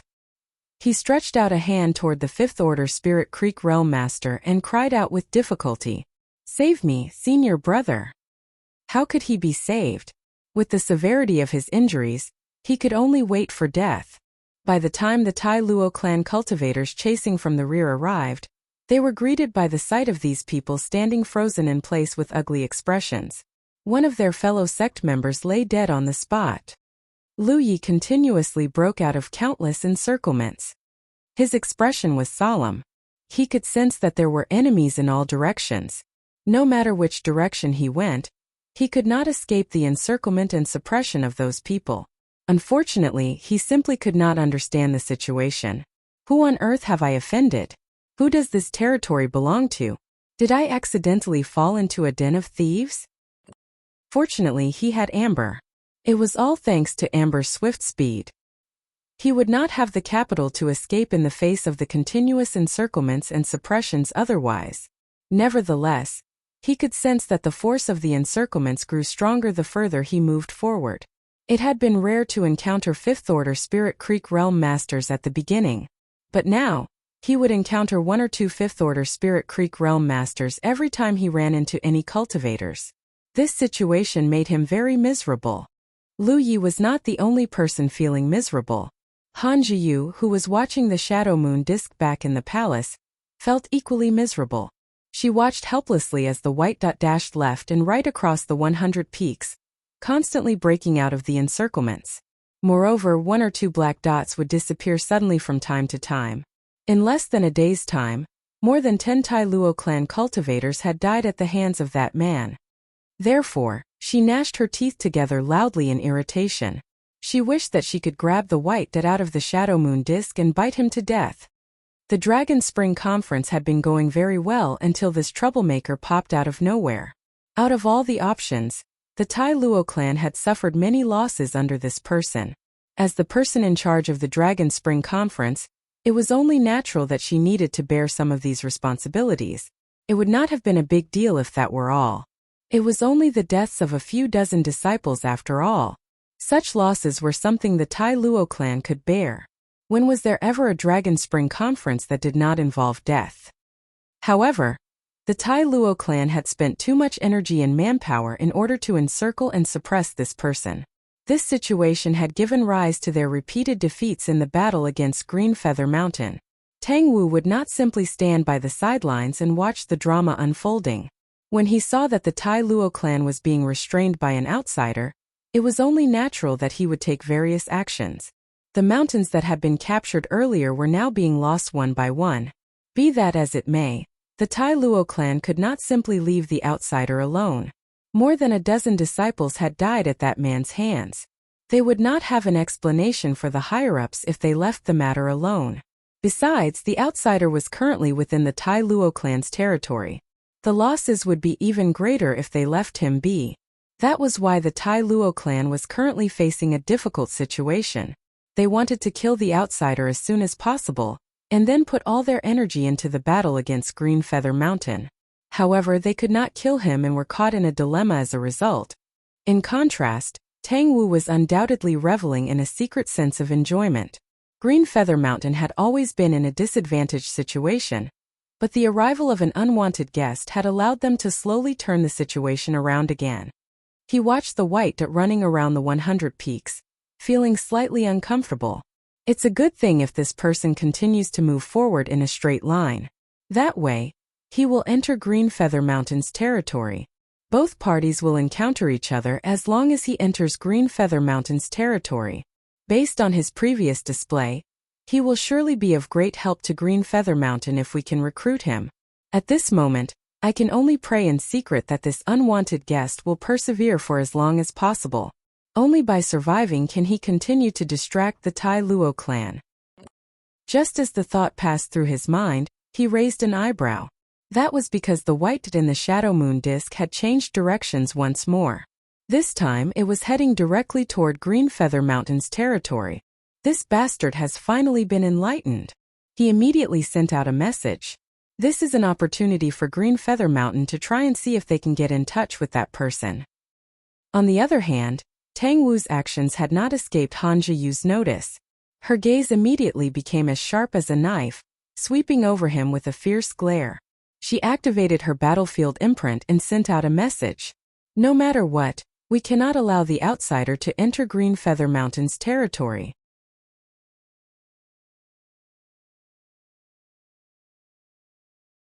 Humanity's Great Sage, Chapter 119, A Good Place to Go. Lu Yi rode on Amber, fleeing desperately through the mountains. Several spirit talisman papers exploded behind him. During the surge of spiritual power, One of the spell techniques sealed within the spirit talisman papers struck him and left him in a miserable state. After a whole day of confrontation, the cultivators besieging him had gotten smarter. They would blast out with spirit talisman papers as soon as both parties encountered each other. Although spirit talisman papers were valuable, low-level cultivators could still afford to purchase them if they simply gritted their teeth and bit the bullet. Therefore, most people would prepare 1 or 2 spirit talisman papers as a trump card for life-threatening situations. At this moment, the fact that they were throwing out spirit talisman papers without regard for the losses was certainly making things very difficult for him. If not because he could frequently activate the protection spiritual pattern to defend against those attacks, he and Amber would have been powerless to resist a long time ago. Despite that being the case, both man and tiger were covered in wounds all over their bodies. It was not just the spirit talisman papers. The cultivators of the unknown faction had also dispatched spirit beasts to hunt them down. Not many cultivators had tamed beasts because spirit beasts were quite hard to domesticate. The slightest mistake could cause the spirit beasts to turn on their masters instead. At this moment, Lu Yi was fleeing in front. 5 or 6 cultivators riding on various tamed beasts followed closely behind him. These tamed beasts might not be as impressive or swift-footed as Amber, but he constantly faced obstructions from the front which severely impacted his efficiency in breaking out of the encirclements. It only took a moment's delay for them to catch up to him immediately. Therefore, he was almost completely surrounded and trapped on several occasions. It had taken a lot of effort for him to open up a path in those situations and continue his escape. Following these confrontations, he finally realized something. He could not travel in circles. The more twists and turns he made, the more enemies he would face. On the contrary, he faced lesser enemies if he simply charged forward in a straight line. What he did not know was that the Tai Luo clan cultivators had Han Jiyu commanding them from the shadows. With the shadow moon disk, none of his movements could be concealed from her eyes. The sound of something slicing through the air rang out once more. Several arrows shot toward Lu Yi from various directions. Even though he was startled, he did not panic. He activated his spiritual power to protect his body, while simultaneously pulling out his knife to slash at the air in front of him. One of the arrows aiming at Amber was cut down by him. At the same time, Amber quickly moved in a zigzag manner to avoid the rest of the arrows. It was not something he commanded Amber to do. It was something Amber learned from previous bloody experiences. The Tai Luo clan were aware that they had to cripple Amber first in order to besiege and suppress Lu Yi. The presence of such a spirit beast made it very difficult for them to restrain him. That was why the people shooting arrows from the shadows changed their target after the first few encounters and aimed for Amber instead. They wanted to annihilate Amber first. For that reason, Amber was met with great misfortune and took several arrows to the body. It was fortunate that none of the injuries were serious. Lu Yi had broken off the arrows and left the other half of the arrows in Amber's body. Since then, Amber had gotten much wiser. Whenever it heard the sound of arrows slicing through the air, it would begin to move zigzagly like a snake. Thus, it successfully avoided many of the attacks. It had only just dodged those arrows when several figures popped out from the front. Under the night sky, the spiritual light around them was extremely conspicuous. 3 5th Order Spirit Creek Realm Masters? Lu Yi lowered his eyes. The realization that he was knee-deep in trouble did not escape him. He could manage if it were only 1 5th Order Spirit Creek Realm Master. It was impossible for him to deal with 2 at once, let alone the 3 5th Order Spirit Creek Realm Masters in front of him right now. Once trapped, only death would await him. I wonder which sect's territory I encroached upon that has such a powerful heritage. Along his journey here, he had encountered more than 10 5th Order Spirit Creek Realm Masters. It had to be said that there were no 5th Order Spirit Creek Realm Masters when he participated in the battle between Mystic Sect and 9-Star Clan previously. What he did not know was that the declaration of war between Mystic Sect and 9-Star Clan had occurred very abruptly. Most of their 5th Order Spirit Creek Realm Masters were training outside and could not rush back in time. That was why there had been so few 5th Order Spirit Creek Realm Masters. Besides, they were mutually restraining each other. It was only natural that Lu Yi had not seen them. On the other hand, the Dragon Spring Conference was different. It was held once every 3 years, so all 3 forces nearby placed great importance on this event. All the Spirit Creek Realm Masters ranging from the 2nd Order to the 5th Order had gathered in their respective bases 10 days ago in preparation for the start of the Dragon Spring Conference. Each sect usually had many 5th Order Spirit Creek Realm Masters. The 10 or so 5th Order Spirit Creek Realm Masters that Lu Yi met so far only made up a small portion of them. Most of them were guarding the various mountain peaks. Although Hanja Yu could not wait to slice Lu Yi into 1,000 pieces, she had not forgotten her priorities. She could not mobilize all the strongest members for the sake of dealing with a single 4th Order Spirit Creek Realm Master of unknown origins. Green Feather Mountain would definitely take advantage of the situation if she were to do that. At that time, things would not end with just the deaths of a dozen or so people. It would result in the loss of many mountain peaks under their control. Out of the 3 5th Order Spirit Creek Realm Masters who leaped forward, 2 of them charged toward Lu Yi. Meanwhile, the remaining person stood not too far away and raised his hand to point in Lu Ye's direction. Spiritual power surged at his fingertip. He was a spell cultivator. Lu Yi couldn't help feeling extremely troubled. Most of the people shooting arrows at him from the shadows had relatively low cultivation. Moreover, Lu Yi and Amber had experience dealing with them now. They could no longer be harmed by those attacks under most circumstances. However, it was different if the opponents were 5th Order Spirit Creek Realm Masters. The power of such a cultivator's spell techniques should never be underestimated. Things might end badly for him if he were careless. That was why he made a swift decision when he saw that cultivator casting spells. He threw an object with one hand and single-handedly formed a seal with the other hand. The object he tossed out immediately arrived above the spell cultivator's head and rapidly enlarged. The object transformed into a large bell that overflowed with spiritual light, looming over the other party. The spell cultivator clearly did not anticipate such a move from Lu Yi. It was too late for him to dodge the attack and he was firmly covered beneath the bell. Meanwhile, the other 2 5th Order Spirit Creek Realm Masters had arrived in front of Lu Yi. The person in the lead was burly, strong, and vigorous. It could be seen at a glance that he planned to become a body-tempering cultivator. Despite facing Amber's charge, he neither dodged nor evaded but provocatively stepped forward instead. He raised his hands to catch Amber's 2 front legs, his posture indicating that he was planning to catch and throw the tiger. Roar! The tiger's roar resounded throughout the forest. The body-tempering cultivator only managed to maintain a stalemate against Amber for 2 seconds before he collapsed to the ground. He had overestimated his capabilities. In terms of brute strength, Amber was not as strong as him. Even so, spirit beasts had their own advantages. That was especially true for sturdily built spirit beasts like Amber. It was impossible to stop them without enough strength to crush their forward-charging momentum. Taking advantage of the 2-second delay brought about by the body-tempering cultivator, the other 5th Order Spirit Creek Realm Master attacked from behind. This person was most likely a combat cultivator. That was because he was wielding a sledgehammer that was the size of a head. It did not look like something to be trifled with. The sledgehammer that seemed to weigh thousands of kilograms looked like it weighed nothing in his hands. He leaped forward from behind his companion and brought his sledgehammer smashing down on Lu Yi. The spiritual light on the sledgehammer shone so brightly that it was blinding. He shouted, "Get down from there!" This attack was extremely heavy. It gave off the feeling that one blow could crush 10 men. A blow like this was not something Lu Yi could defend against no matter what he did. If he forcefully took the blow, he would only end up with several broken bones. Therefore, he hurriedly activated the protection spiritual pattern to form a shield in front of him. Boom! There was a loud explosion. Lu Yi felt the spiritual power in his body gushing outward like the floodwater released from a dam. The protection spiritual pattern seemed somewhat unable to stop this menacing attack.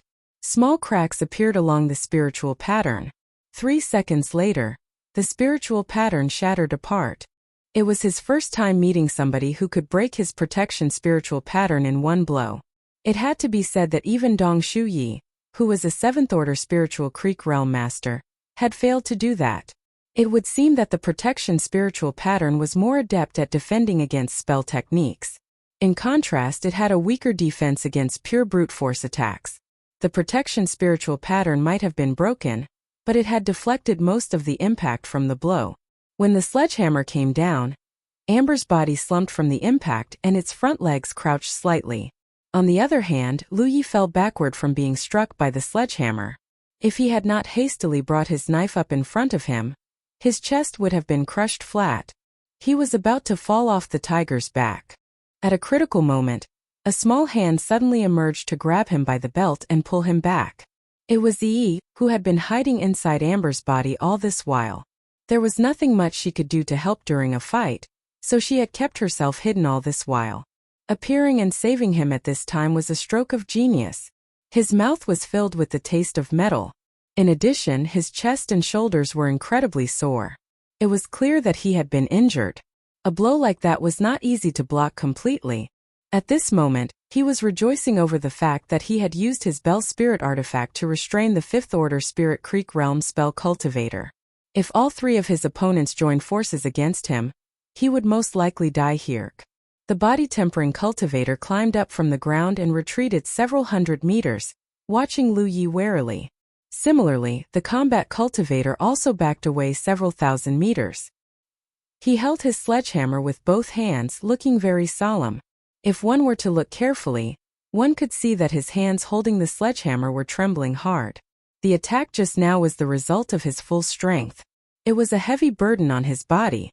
Just in those few moments of delay, rustling movements could be heard coming from the surrounding forest. Cultivators were surrounding this area from all directions. The cultivators riding the spirit beasts were also quickly approaching. Lu Yi did not have the time to examine the wounds on his body. He quickly identified the weak points in their defense and immediately found a direction. Just as he was about to guide Amber in that direction, he suddenly heard shouting in the distance. The shouting continued endlessly. The shouts were also accompanied by powerful spiritual power fluctuations coming from that direction. Turning to look in that direction, he saw colorful spiritual light flashing constantly on the mountain peak closest to him. Somebody was fighting over there. Moreover, it was a rather intense battle. He patted the tiger's back and pointed in that direction with his knife. Head there. He did not choose the weak points in the opponent's defense, but the direction where the cultivator wielding the sledgehammer stood. It doesn't matter who is fighting over there. I'm certain one of those parties will belong to the cultivators pursuing me. It turns out that they have enemies. He immediately decided that that location was a good place to go. Furthermore, the accumulation of all his previous encounters had allowed him to understand one thing. He could not escape this place with his current methods. The opponent seemed to have some sort of ability to grasp his movements. Moreover, there was a highly intelligent person commanding these people. That was why they could repeatedly form encirclements around him so easily. Upon seeing Lu Yi fleeing in that direction, the 5th Order Spirit Creek Realm Body Tempering Cultivator hurriedly shouted, "Don't let him escape." The combat cultivator wielding the sledgehammer stepped forward with his back straightened proudly. He stood in front of Amber, the veins in both his arms bulging. When he raised his sledgehammer high above his head, the blood vessels along his shoulders burst and crimson blood stained his clothes red. "Come and die," he shouted while charging toward Lu Yi. Spiritual power mixed with a red light surged violently. Lu Yi lifted his hand and shot a spell technique at that man.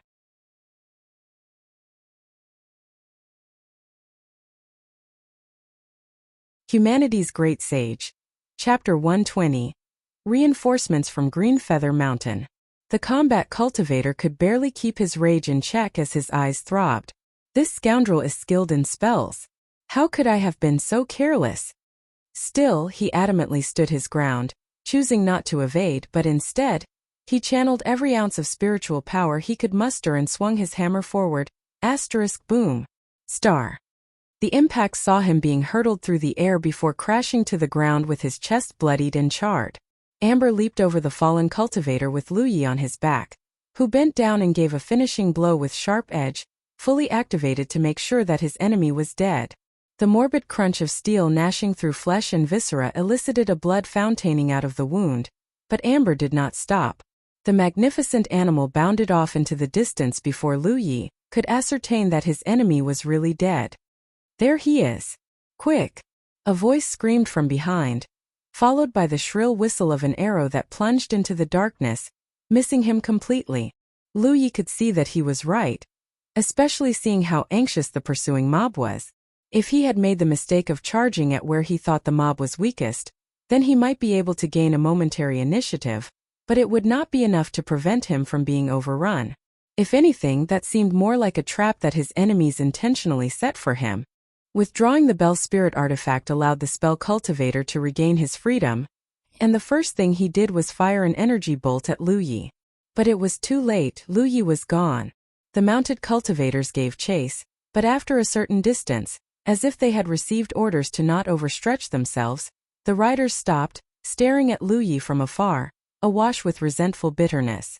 From the Shadow Moon Disk's display, Lu Ye's position, which was denoted by a white dot, had well reached the safety of the Green Feather Mountain with a group of more than 24 blue dots racing towards him while not far away. On the summit of a hilly knoll, another cluster of blue dots was locked in a fierce battle against a company of black dots. That must be where Lu Yi had noticed a commotion earlier. Inside a great hall, Han Jiyu shot Tang Wu a scathing glare, her eyes flaring with rage. If only her eyes could emit death rays and kill him, that would have pleased her greatly. The blue dots closing in on Lu Ye's position were obviously men sent forth on Tang Wu's orders, or the Tai Luo clan forces would not have called off their pursuit of Lu Yi. The last thing they wanted was to intrude into the territory of Green Feather Mountain. It was also Tang Wu who had launched an attack on the summit of the hill, as a means of sending a message to Lu Yi. As it happened, Lu Yi immediately caught on to the gist despite not having any direct communication with Tang Wu, whose tactful arrangement was enough to make Lu Yi come his way. In the meantime, Han Jiyu could not believe that her gambit failed to work. Lu Yi had not charged towards the trap as she intended him to. The clandestine duel of wits had seen Han Jiyu emerge as the clear loser. Not only was Lu Yi well and alive, but he had successfully made it to the Green Feather Mountain forces while she had lost more than a dozen cultivators, to say nothing of the territories which she had lost after all of today's skirmishes. What in God's name was that? The scrawny Qin Wanli yelped with disbelief. For the entire length of the afternoon, Qin Wanli had barely taken his eyes off the disc, seeing how the tiny white dot weaved and twisted back and forth amid the pandemonium that centered on him whilst he snaked his way out from the mountains and rode into the sunset in triumph.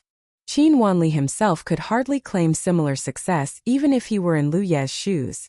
Hence his odd silence while he felt both pride and admiration for Lu Yi. Anyone else would have long been killed in the early exchanges of what Lu Yi had just survived. Never mind making it to the end safely. But that was not all. There was another key point of this contest, one which did not escape the notice of many who had been watching the event. A black dot that denoted one of the Fifth Order cultivators had vanished all of a sudden during the chaos. That could only mean one thing, that the outsider Lu Yi had slain a Fifth Order cultivator. The notion itself could practically frighten anyone. If Lu Yi had only just escaped unscathed, then one could argue that it was his mount that had saved his life. But Lu Yi had managed to kill his enemy, a Fifth Order cultivator. That practically shone a different light on things.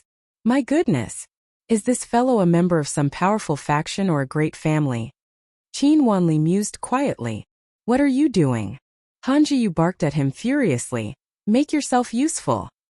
Qin Wanli hastily feigned a cough, replying politely, of course, Senior Sister Han. Just give the word, and I'll go wherever you will go. The Qins might wield enough influence and authority to earn a fiefdom of their own, but they were still very much new. That meant that the Qins were still very much reliant on the aegis of the Tai Luo clan. For this reason, all members of the Qin family knew better than to antagonize any member of the clan, and Qin Wanli understood fully well that he needed to be careful and subtle in dealing with Han Jiyu in her full wrath. But Qin Wanli's obsequious flattery seemed to have worked. Han Jiyu's anger subsided like a tide, and ignoring Tang Wu, she began laying out her plans for a retaliation right in his face. But Tang Wu wasn't idling.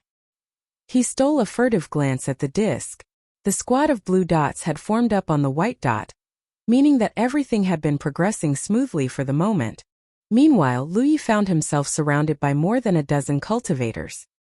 He beheld the unfamiliar faces quietly, gripping a jade slip firmly between his fingers. These strangers did not appear to be hostiles, and they clearly expected his arrival. Even before they got close, they had announced themselves as members of the Grand Sky Coalition, prompting Lu Yi to show them his blue battlefield imprint to prevent any unwanted misunderstanding. The jade slip was handed to him by one of them, a fifth-order cultivator by the name of Xiejin, who told him that the jade slip contained everything that he needed to know, the current status quo in his own situation. For a fifth-order cultivator who obviously was more powerful than he was, Xiejin was awfully polite. Lu Yi warily made sure that his pursuers were nowhere in sight before he gave his mount a light pat, tacitly signaling the tiger to be vigilant before he finally tapped the jade slip on his forehead to access the information it contained. By the time he finished going through the contents of the jade slip, he lowered it from his head with a bewildered expression on his face. The Dragon Spring Conference?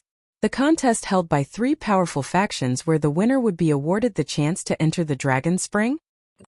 Lu Yi could not believe his luck. He had been traveling the wilderness, trying to avoid territories belonging to great families and powerful factions, choosing only to enter towns or hamlets that usually teemed with independent cultivators if he needed anything.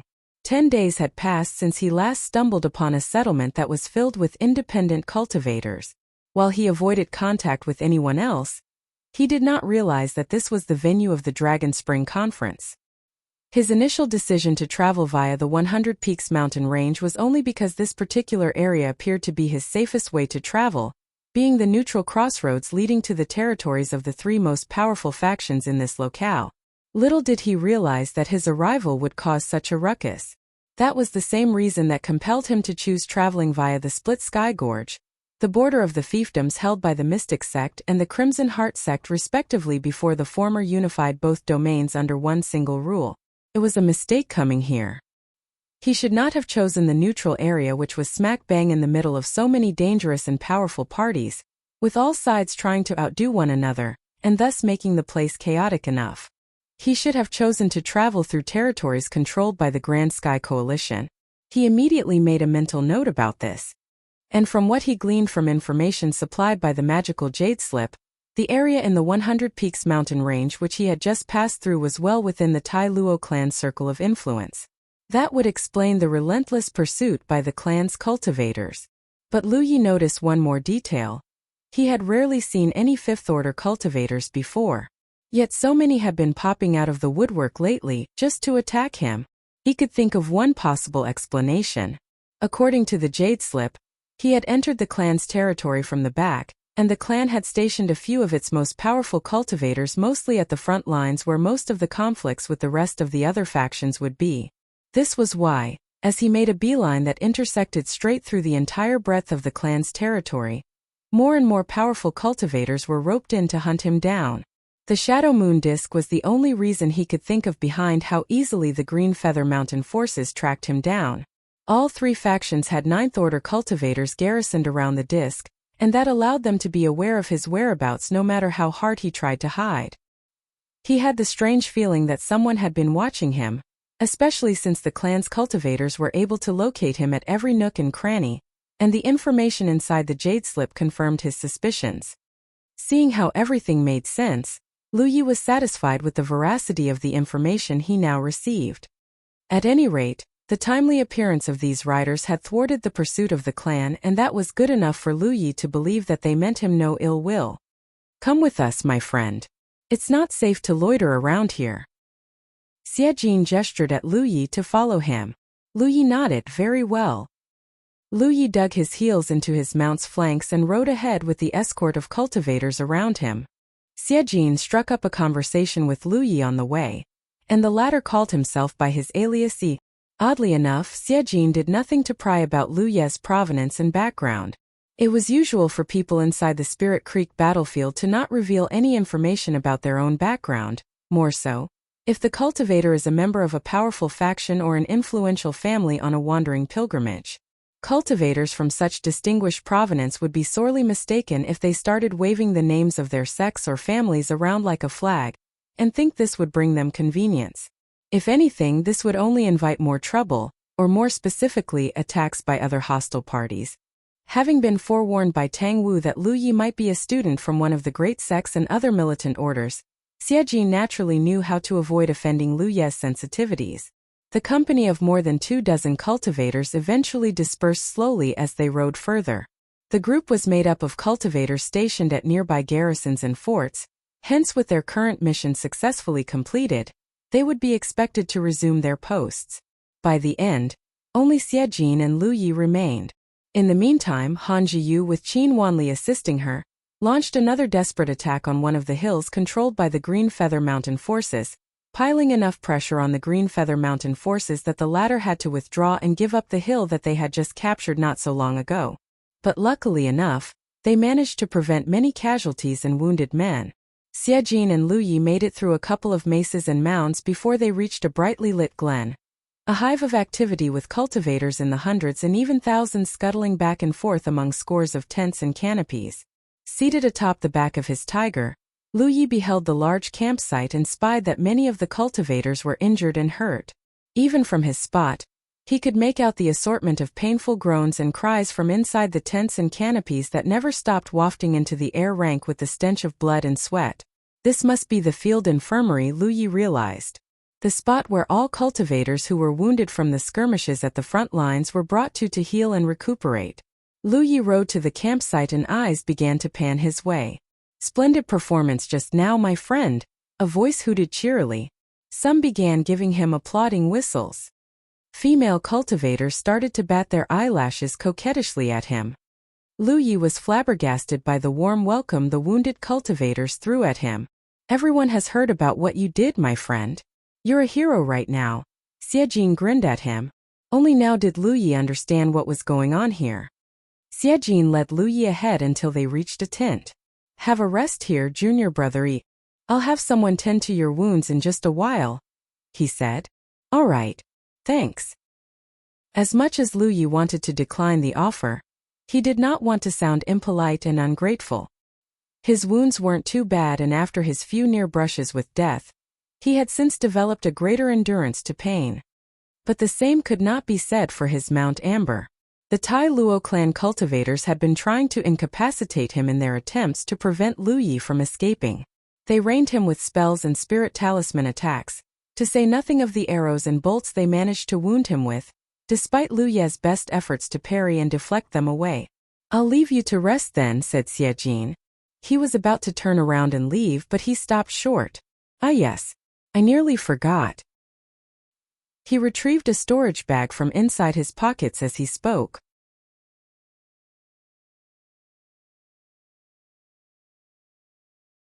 Humanity's Great Sage.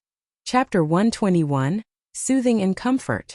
Xie Jin tossed the storage bag at Lu Yi. This is," an incredulous Lu Yi said. "A reward from the Green Feather Mountain forces to you. 2 spirit stones for each contribution point and 10 for killing a 5th-order cultivator. Let's see. 1 5th-order enemy, 3 4th-order enemies, 5 3rd-order enemies, and 6 2nd-order enemies. As a 4th-order cultivator, you're entitled to a reward of 49 contribution points." Apparently, everyone was not only aware of the full details of what he had done, but they even had his contribution points fully calculated. But that must be the Shadow Moon disc, or Lu Yi would have suspected that someone must have had his or her eyes literally stuck onto his back without him knowing. "Senior Brother Tang Wu has left us strict orders that the reward must reach your hands. Please accept this as a token of appreciation. I shall leave you to rest then." Xie Jin finished what he wanted to say all in one breath, all to prevent Lu Yi from declining the offer before he quickly slipped away, leaving Lu Yi alone with Amber in the tent staring blankly at the storage bag. Lu Yi examined his battlefield imprint. It was true. His total contribution points had risen up to 223, a 49-point increment since the last sum. So, that would mean that the 5th-order combat cultivator's dead in it? Lu Yi mused thoughtfully. Small wonder. Especially since Lu Yi himself had delivered the final coup de grace when Amber bounded over the enemy with Lu Yi riding on his back. The sharp-edged, reinforced blow had ripped half the poor fellow's throat apart. In his haste to escape from his pursuers, Lu Yi did not have the chance to stop and verify his kill, but the contribution points he gained today clearly showed that the kill was secured. The 5th-order combat cultivator really was dead. With a casual toss, he threw the storage bag to the top of a table nearby and sat down, where he retrieved some water from inside his own storage bag to rehydrate himself. The exertions today had been greatly exhausting, and even Amber was hanging his tongue out like a thirsty dog. Lu Yi poured him some water too. He appeared. She strode to the table, curiously pried open the storage bag's drawstring, and looked inside. Lo and behold! The sight of 108 spirit stones shining inside made her lit up with excitement. For one with insatiable avarice for wealth second only to Wuxia had never laid eyes on so many spirit stones before. For years, she and Amber had lingered around poverty and destitution. Plundering and raiding low-tiered cultivators was their only way of surviving in the wilderness, and things would not have turned for the better if they had not encountered Luyi. Luyi! Yi called loudly with brimming exhilaration. So happy was the spirit ghost that she couldn't put down the pouch full of spirit stones. She asked, "What do you think they're trying to do?" "Buying us over, I guess," remarked Luyi. "But what for?" the spirit ghost pressed naively. Luyi gave her a concise brief about the Dragon Spring Conference. The Green Feather Mountain forces are slated to be the underdogs in this contest. Therefore, the rules dictate that they are allowed to enlist outside help from independent cultivators who are in no way affiliated to any of their allies. With so many Tai Luo clan cultivators dead at our hands today, it's only natural that Green Feather Mountain wants us on their side. Luyi only knew about this after accessing the information contained within the jade strip that Xiejin had given to him when they first met earlier, and making a few guesses of his own, all of which were promptly confirmed by Xiejin's handing him of the storage bag filled with spirit stones. Green Feather Mountain had sent forth a cavalry of more than 20 cultivators, and this would not have been possible if Luyi did not impress them by surviving the gauntlets of steel and doom on his own. Otherwise, Green Feather Mountain would not have even the slightest inkling of interest in him. They would hardly bat an eyelid, and Luyi would just be one of the many weak cultivators who tragically lost their lives every day in the vicious and highly demanding hell known as the Spirit Creek battlefield. Still, no one from Green Feather Mountain had said anything about recruiting him into their ranks, at least not yet. First, they sent a squad of mounted men to meet and escort him to safety, then they brought him here to heal and recuperate, and lastly, they presented him with the prize of his daring do. It could not have been subtler enough. At any rate, the gestures haven't been too straightforward or vulgar by Luyi's reckoning.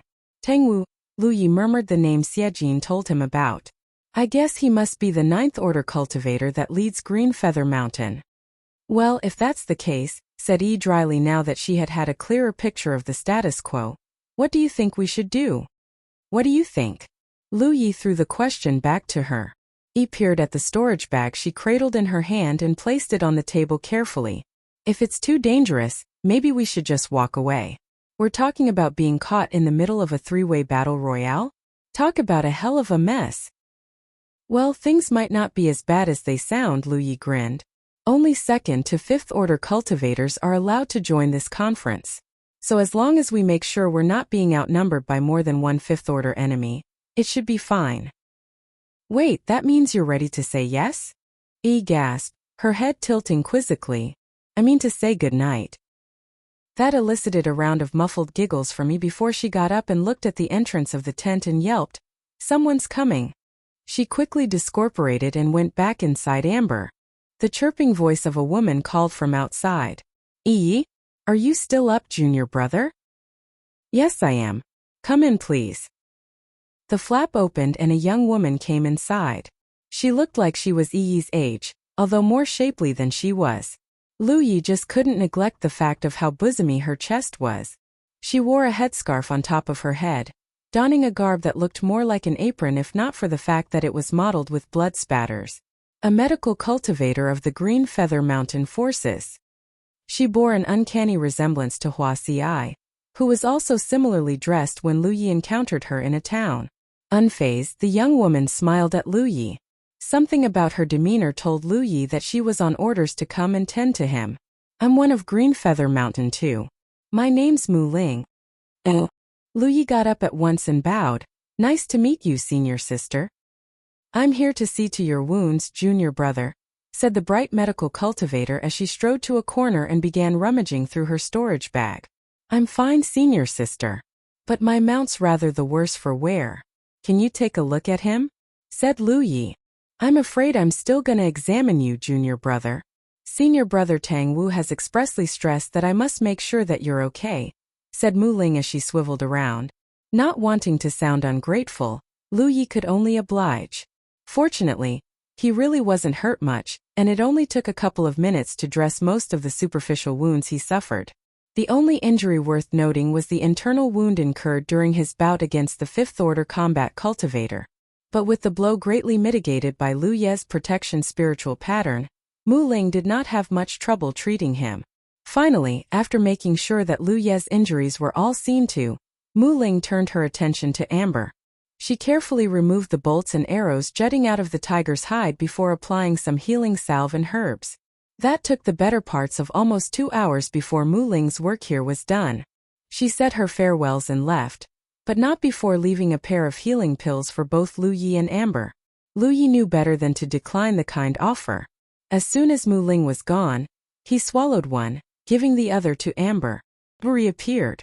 Only this time, she looked rather miffed at Lu Yi. "What's wrong with you?" Lu Yi asked, perturbed by the nasty look she was giving him.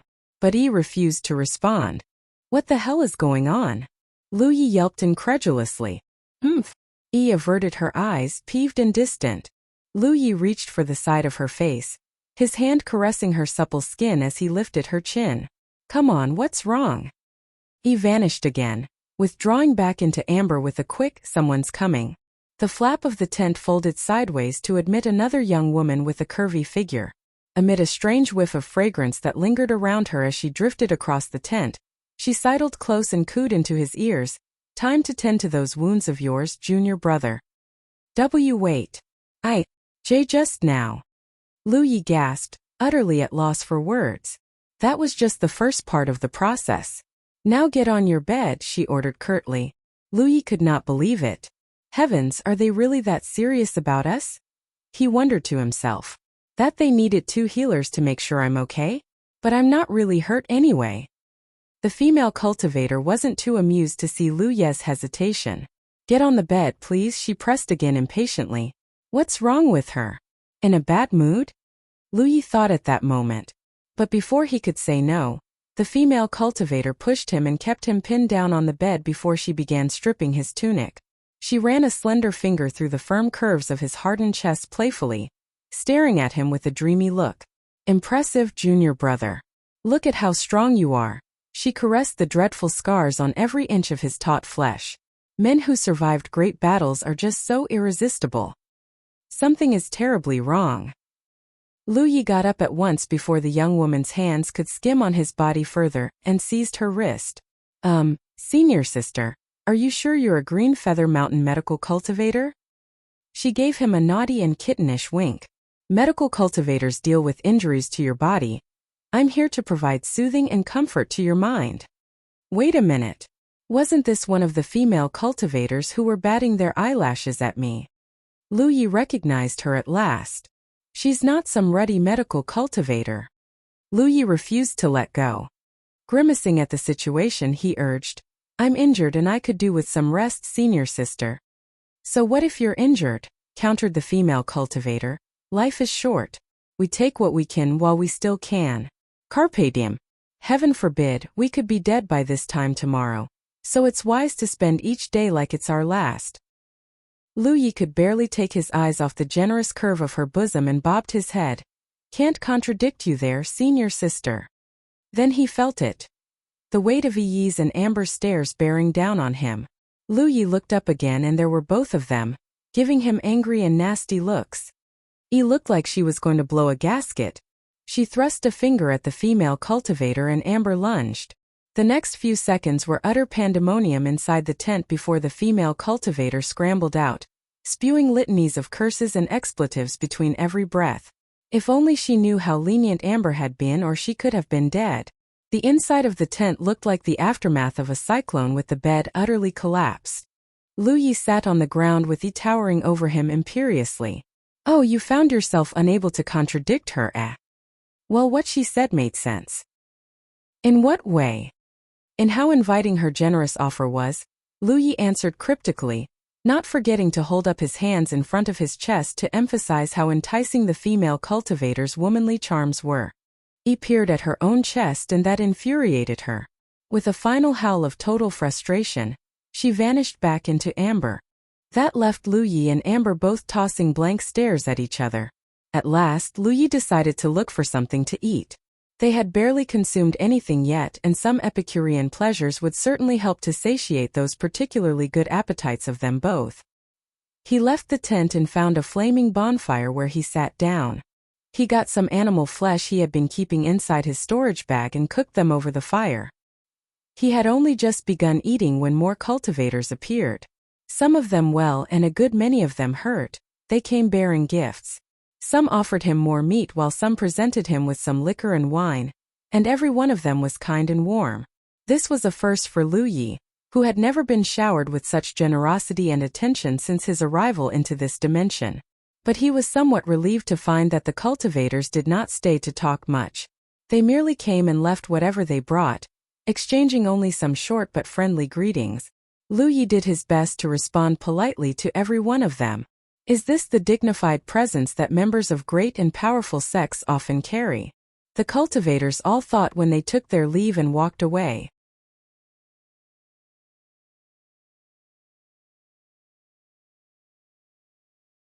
Humanity's Great Sage. Chapter 122 Recruitment. Lu Yi had a walk around the campsite the next day with the medical cultivator Mu Ling chaperoning him. It was miserably stuffy and boring inside the tent, so he needed a walk. He was just out of the tent when he stumbled into Mu Ling, who offered to take him around for a look, and Lu Yi saw no reason to decline the kind offer. As they wandered around, scores of cultivators came by to greet them warmly. Lu Yi could expect that part of the reason so many people came by was because of Mu Ling. As a pretty and attractive female medical cultivator, one could understand why. On the other hand, almost every cultivator of Green Feather Mountain had heard the heroic epic of how a fourth-order cultivator Yi had made his way all the way from the rear of the Tai Luo clan territory, overcoming all manner of obstacles and challenges the clan hurled at him until he finally entered the domain of the Green Feather Mountain forces. It was this feat that propelled him into prominence. But there were not only cultivators of the Green Feather Mountain here. Independent cultivators from everywhere else made up less than half the number here, and they too were accorded great hospitality and immediate medical attention once they were wounded in battle, to say nothing of the spirit stone rewards that Green Feather Mountain would distribute every day according to any contribution points they gained. For every contribution point, a cultivator was awarded 2 spirit stones, and he or she was allowed to keep whatever spoils they looted from enemies. As a matter of fact, Lu Yi even heard that Green Feather Mountain would be doling out invitations for any exemplary cultivators who had proved their worth to join them after this conference. These generous and enticing offers were part of how Green Feather Mountain had been able to maintain its 15-year-long supremacy, allowing this excellent militant order to bolster its ranks with fresh troops at the end of each conference. No independent cultivator could ever turn their heads from offers like this when all they needed to do was shine and survive in the conference, and their unique talents and skills would not go unrewarded. Life in the Spirit Creek battlefield had always been terrible for independent cultivators. Bereft of supplies and resources critically needed for their progress, many ambitious, if not desperate, independent cultivators saw the Dragon Spring Conference as a gamble that could potentially mean a huge transformation in their lives. After all, if surviving this meat grinder called the battlefield was already a gamble, what's another? While Lu Yi knew he could take Xie Jin for his word, he still maintained his reservations about Green Feather Mountain's generosity, but the things he now saw and heard from the mouths of others could almost convert him. So everything in that jade slip is true, he mused quietly. The Dragon Spring Conference is not just any contest, junior brother Lu Yi. It has everything to do with the future of all 3 factions, including that of its members and acolytes. It's as close as it gets to a real war between the 3 factions, so I'm sure you understand why everyone is on tenterhooks. You appear to be remarkable and special, Lu Yi, and therefore you might not be interested in the rewards we offer. But as a member sect of the Grand Sky Coalition, we implore your help. We of the Green Feather Mountain forces shall greatly appreciate this favor, said Mu Ling, indicating that their stumbling into each other was no mere coincidence. In the meantime, Han Zhiyu had gone deranged since Lu Yi was taken in by Green Feather Mountain. She roped in the Qins in a reckless crusade against the Green Feather Mountain forces, forcing them to cut their losses and give up some of their territories that included a few hills, making the total number of hills now controlled by Green Feather Mountain amount to not more than 30. Tang Wu had never felt such daunting pressure before. He did not want to push things initially. As much as he wished for Lu Yi to join his side, Tang Wu did not want to pester him, for he did not want to look desperate and risk becoming a nuisance instead. To that end, he would have wanted to let things take their course instead. But with the enemies now eager to spill more Green Feather Mountain blood, an all-out war would see both sides suffering heavy losses, and Tang Wu expected the worst for his side. This was definitely not something he could accept, not with the conference being just around the corner. Hence, he desperately needed Lu Yi, and the best person to tender that invitation would be the lovely female medical cultivator, who had been taking good care of Lu Yi and his Mount Amber. Even if Lu Yi declined to participate in the conference on Green Feather Mountain's behalf, at least he won't be offended. Long accustomed to how people had always mistaken him as a cultivator of distinguished pedigree on a trip of pilgrimage, Lu Yi halted in his tracks. A beat passed in silence as he mulled again his decision before he finally said, "I'm appreciative of what Green Feather Mountain had done for me. I'm not an ungrateful person, so I guess I'll say yes. I'll be honored to participate in the conference on behalf of Green Feather Mountain." He never once thought of declining their invitation. The reinforcements that came to escort him had saved him a lot of trouble, in addition to delivering him from danger. Verily, the whole thing, the long horn-like call, the battle that was waged to draw the enemy's attention away from him, and everything else, must be Green Feather Mountain's intricate plan to lead him to safety. There really was no reason why Lu Yi shouldn't return the favor, especially since participating in the conference wouldn't be as dangerous as what he just did. In fact, he could be in for a huge haul of supplies and resources. He still had enough spirit pills to last him until the Fifth Order at the moment, but with his and Amber's voracity for spirit pills, there could come a day when their supplies of pills and ores might dwindle, and therefore, he needed to secure whatever opportunities before they slipped away. And the Dragon Spring Conference appeared to be one such opportunity. With scores of cultivators from the two opposing factions that belonged to the Thousand Demon Ridge as prey ripe for the plucking, the chance to slaughter them and loot them of their belongings and even win rewards in the form of spirit stones made this an opportunity that he could die for. Even a second-order cultivator would yield a 2 spirit stone reward that could spare days of scouring through the wilderness for herbs.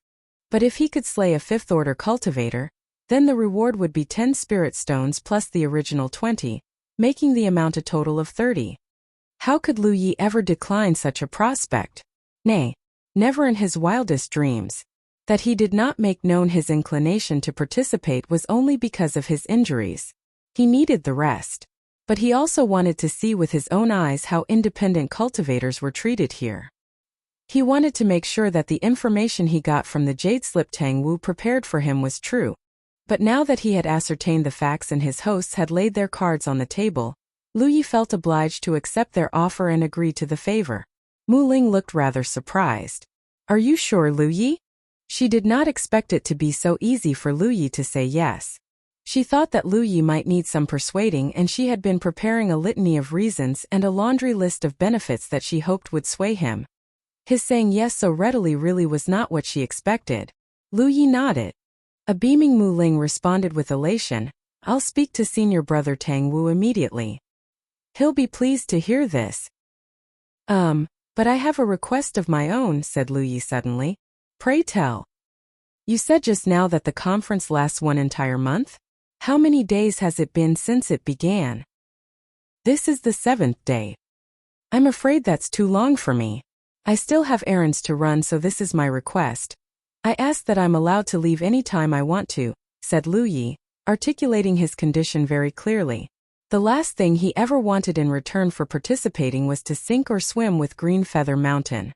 If and when something bad were to befall this side, he wanted the freedom to leave whenever he wanted to so as to prevent being involved in any subsequent fallout. As for his errands, it was just a pretense. Granted, Mu Ling made the decision herself and she proceeded to make the arrangements with her battlefield imprint. Meanwhile, at the Great Hall where the 9th Order cultivators of the 3 participating militant orders were keeping watch of the disc, Tang Wu received word about Lu Yi agreeing to join Green Feather Mountain and he breathed with relief. Although the addition of such a formidable figure as Lu Yi might not fully turn the tables in Green Feather Mountain's favor, beyond any doubt, his presence would be a stalwart bulwark that could at least prevent any more slippage. They could easily plan their comeback in due time. Han Zhiyu's fervor had yet to see any signs of diminishing, and the enemies were still very much rabid and delirious in their assaults on all Green Feather Mountain's territories. Thus, a tactical retreat might be just the reprieve the Green Feather Mountain forces needed, while they bid their time for recovery. "What are you staring at?" Han Zhiyu shrieked like a banshee the moment she realized Tang Wu was looking at her. "One more glance this way and I'll have your eyeballs plucked out." "The 200 contribution points you owe me, when are you gonna pay up?" Tang Wu retorted with deliberate placidity. Han Zhiyu responded with a snort. "Who's to say which side he belongs to yet? At any rate, I will only believe it when I see it."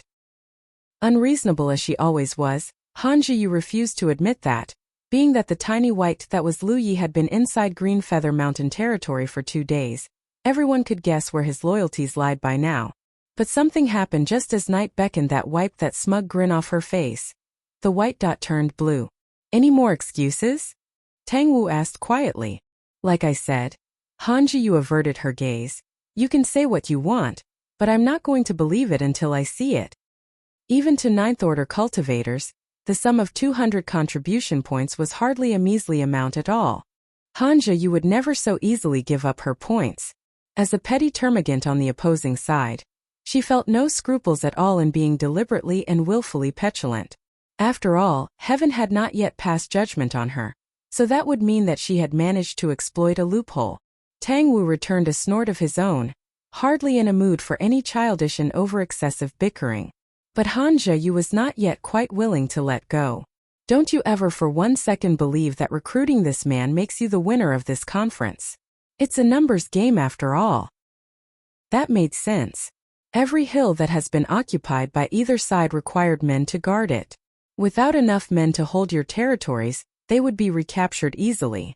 This was why the Qins had only 25 hills at first, because they were severely lacking in manpower.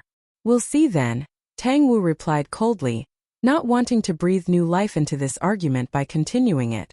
Inside one of the tents in the glen where the Green Mountain Field Infirmary was, Xie Jin had come hurrying, bringing with him a contract. Written in fine print was Lu Ye's request, saying that he would be allowed to leave any time during his participation in the conference on Green Feather Mountain's behalf. The rest of the contents included all provisions about rewards and punishments, all expressed very clearly. Lu Yi was satisfied with the contract. "So, junior brother Yi," Xie Jin said as he tucked away the signed contract, "do you prefer to be on offense, or are you more interested in defense? Can you tell me more about both roles? If you're on offense, we can assign you to either the vanguard or one of the flanking parties to help capture other hills. That would put you on the front lines in direct confrontation against enemies of the other sides. It's hard work and dangerous too. But if you wish to be on defense, we'll send you to one of the hills that needs defending. You can withdraw too if things get too hairy." Lu Yi was not surprised by the explanation of the roles. "Offense," he replied. There was little to be gained by being on defense. He could be there all day and no prey would come. Only by being on offense could he slay more enemies and earn more rewards and loot. That has been his one and only purpose for participating in the first place. "Hey, I expected no less," Xie Jin grinned. "I knew you're an offense guy. Anyway, my squad is short one man and I could use someone like you. Have a good rest tonight. I'll come for you tomorrow." He lifted his forearm and did something to his battlefield imprint. A blue light rose up from his mark and flew towards Lu Yi, who raised his own forearm too, and the bluish glow dropped inside his imprint. That made Xie Jin the second contact he saved in the imprint. The first one has been erased. Xie Jin gave him a few more instructions about tomorrow before he took his leave. He appeared from inside amber. "Are you sure about participating in this conference, Lu Yi? You're not keen about it?" Yi shook her head. "We're going wherever you may go," she said firmly. Her resentment and tantrum towards him a few days ago all but subsided the following day. In fact, she was rather afraid that Lu Yi would be bitter toward her instead. Seeing him behaving just like normal breathed relief into her. Lu Yi stroked her hair, saying, "Well, someone's gotta demand some payback for what they did to Amber. What goes around comes around." "I guess you're right," Yi nodded. "You're sure about that?" "Whatever you say. At least we get to knock on some heads," Yi declared loudly, deciding not to dwell on right or wrong. It was something she and Luyi had never been able to properly see eye to eye about. You're tuning into the Li Mei's Wuxia Whispers YouTube channel. We're so grateful for your support, and don't forget to subscribe to join us on this incredible journey through captivating stories. Your generosity through donations truly makes a world of difference, as it's the primary source of revenue that allows me to expand and enhance this channel for you. Thank you from the bottom of my heart for being a part of this adventure.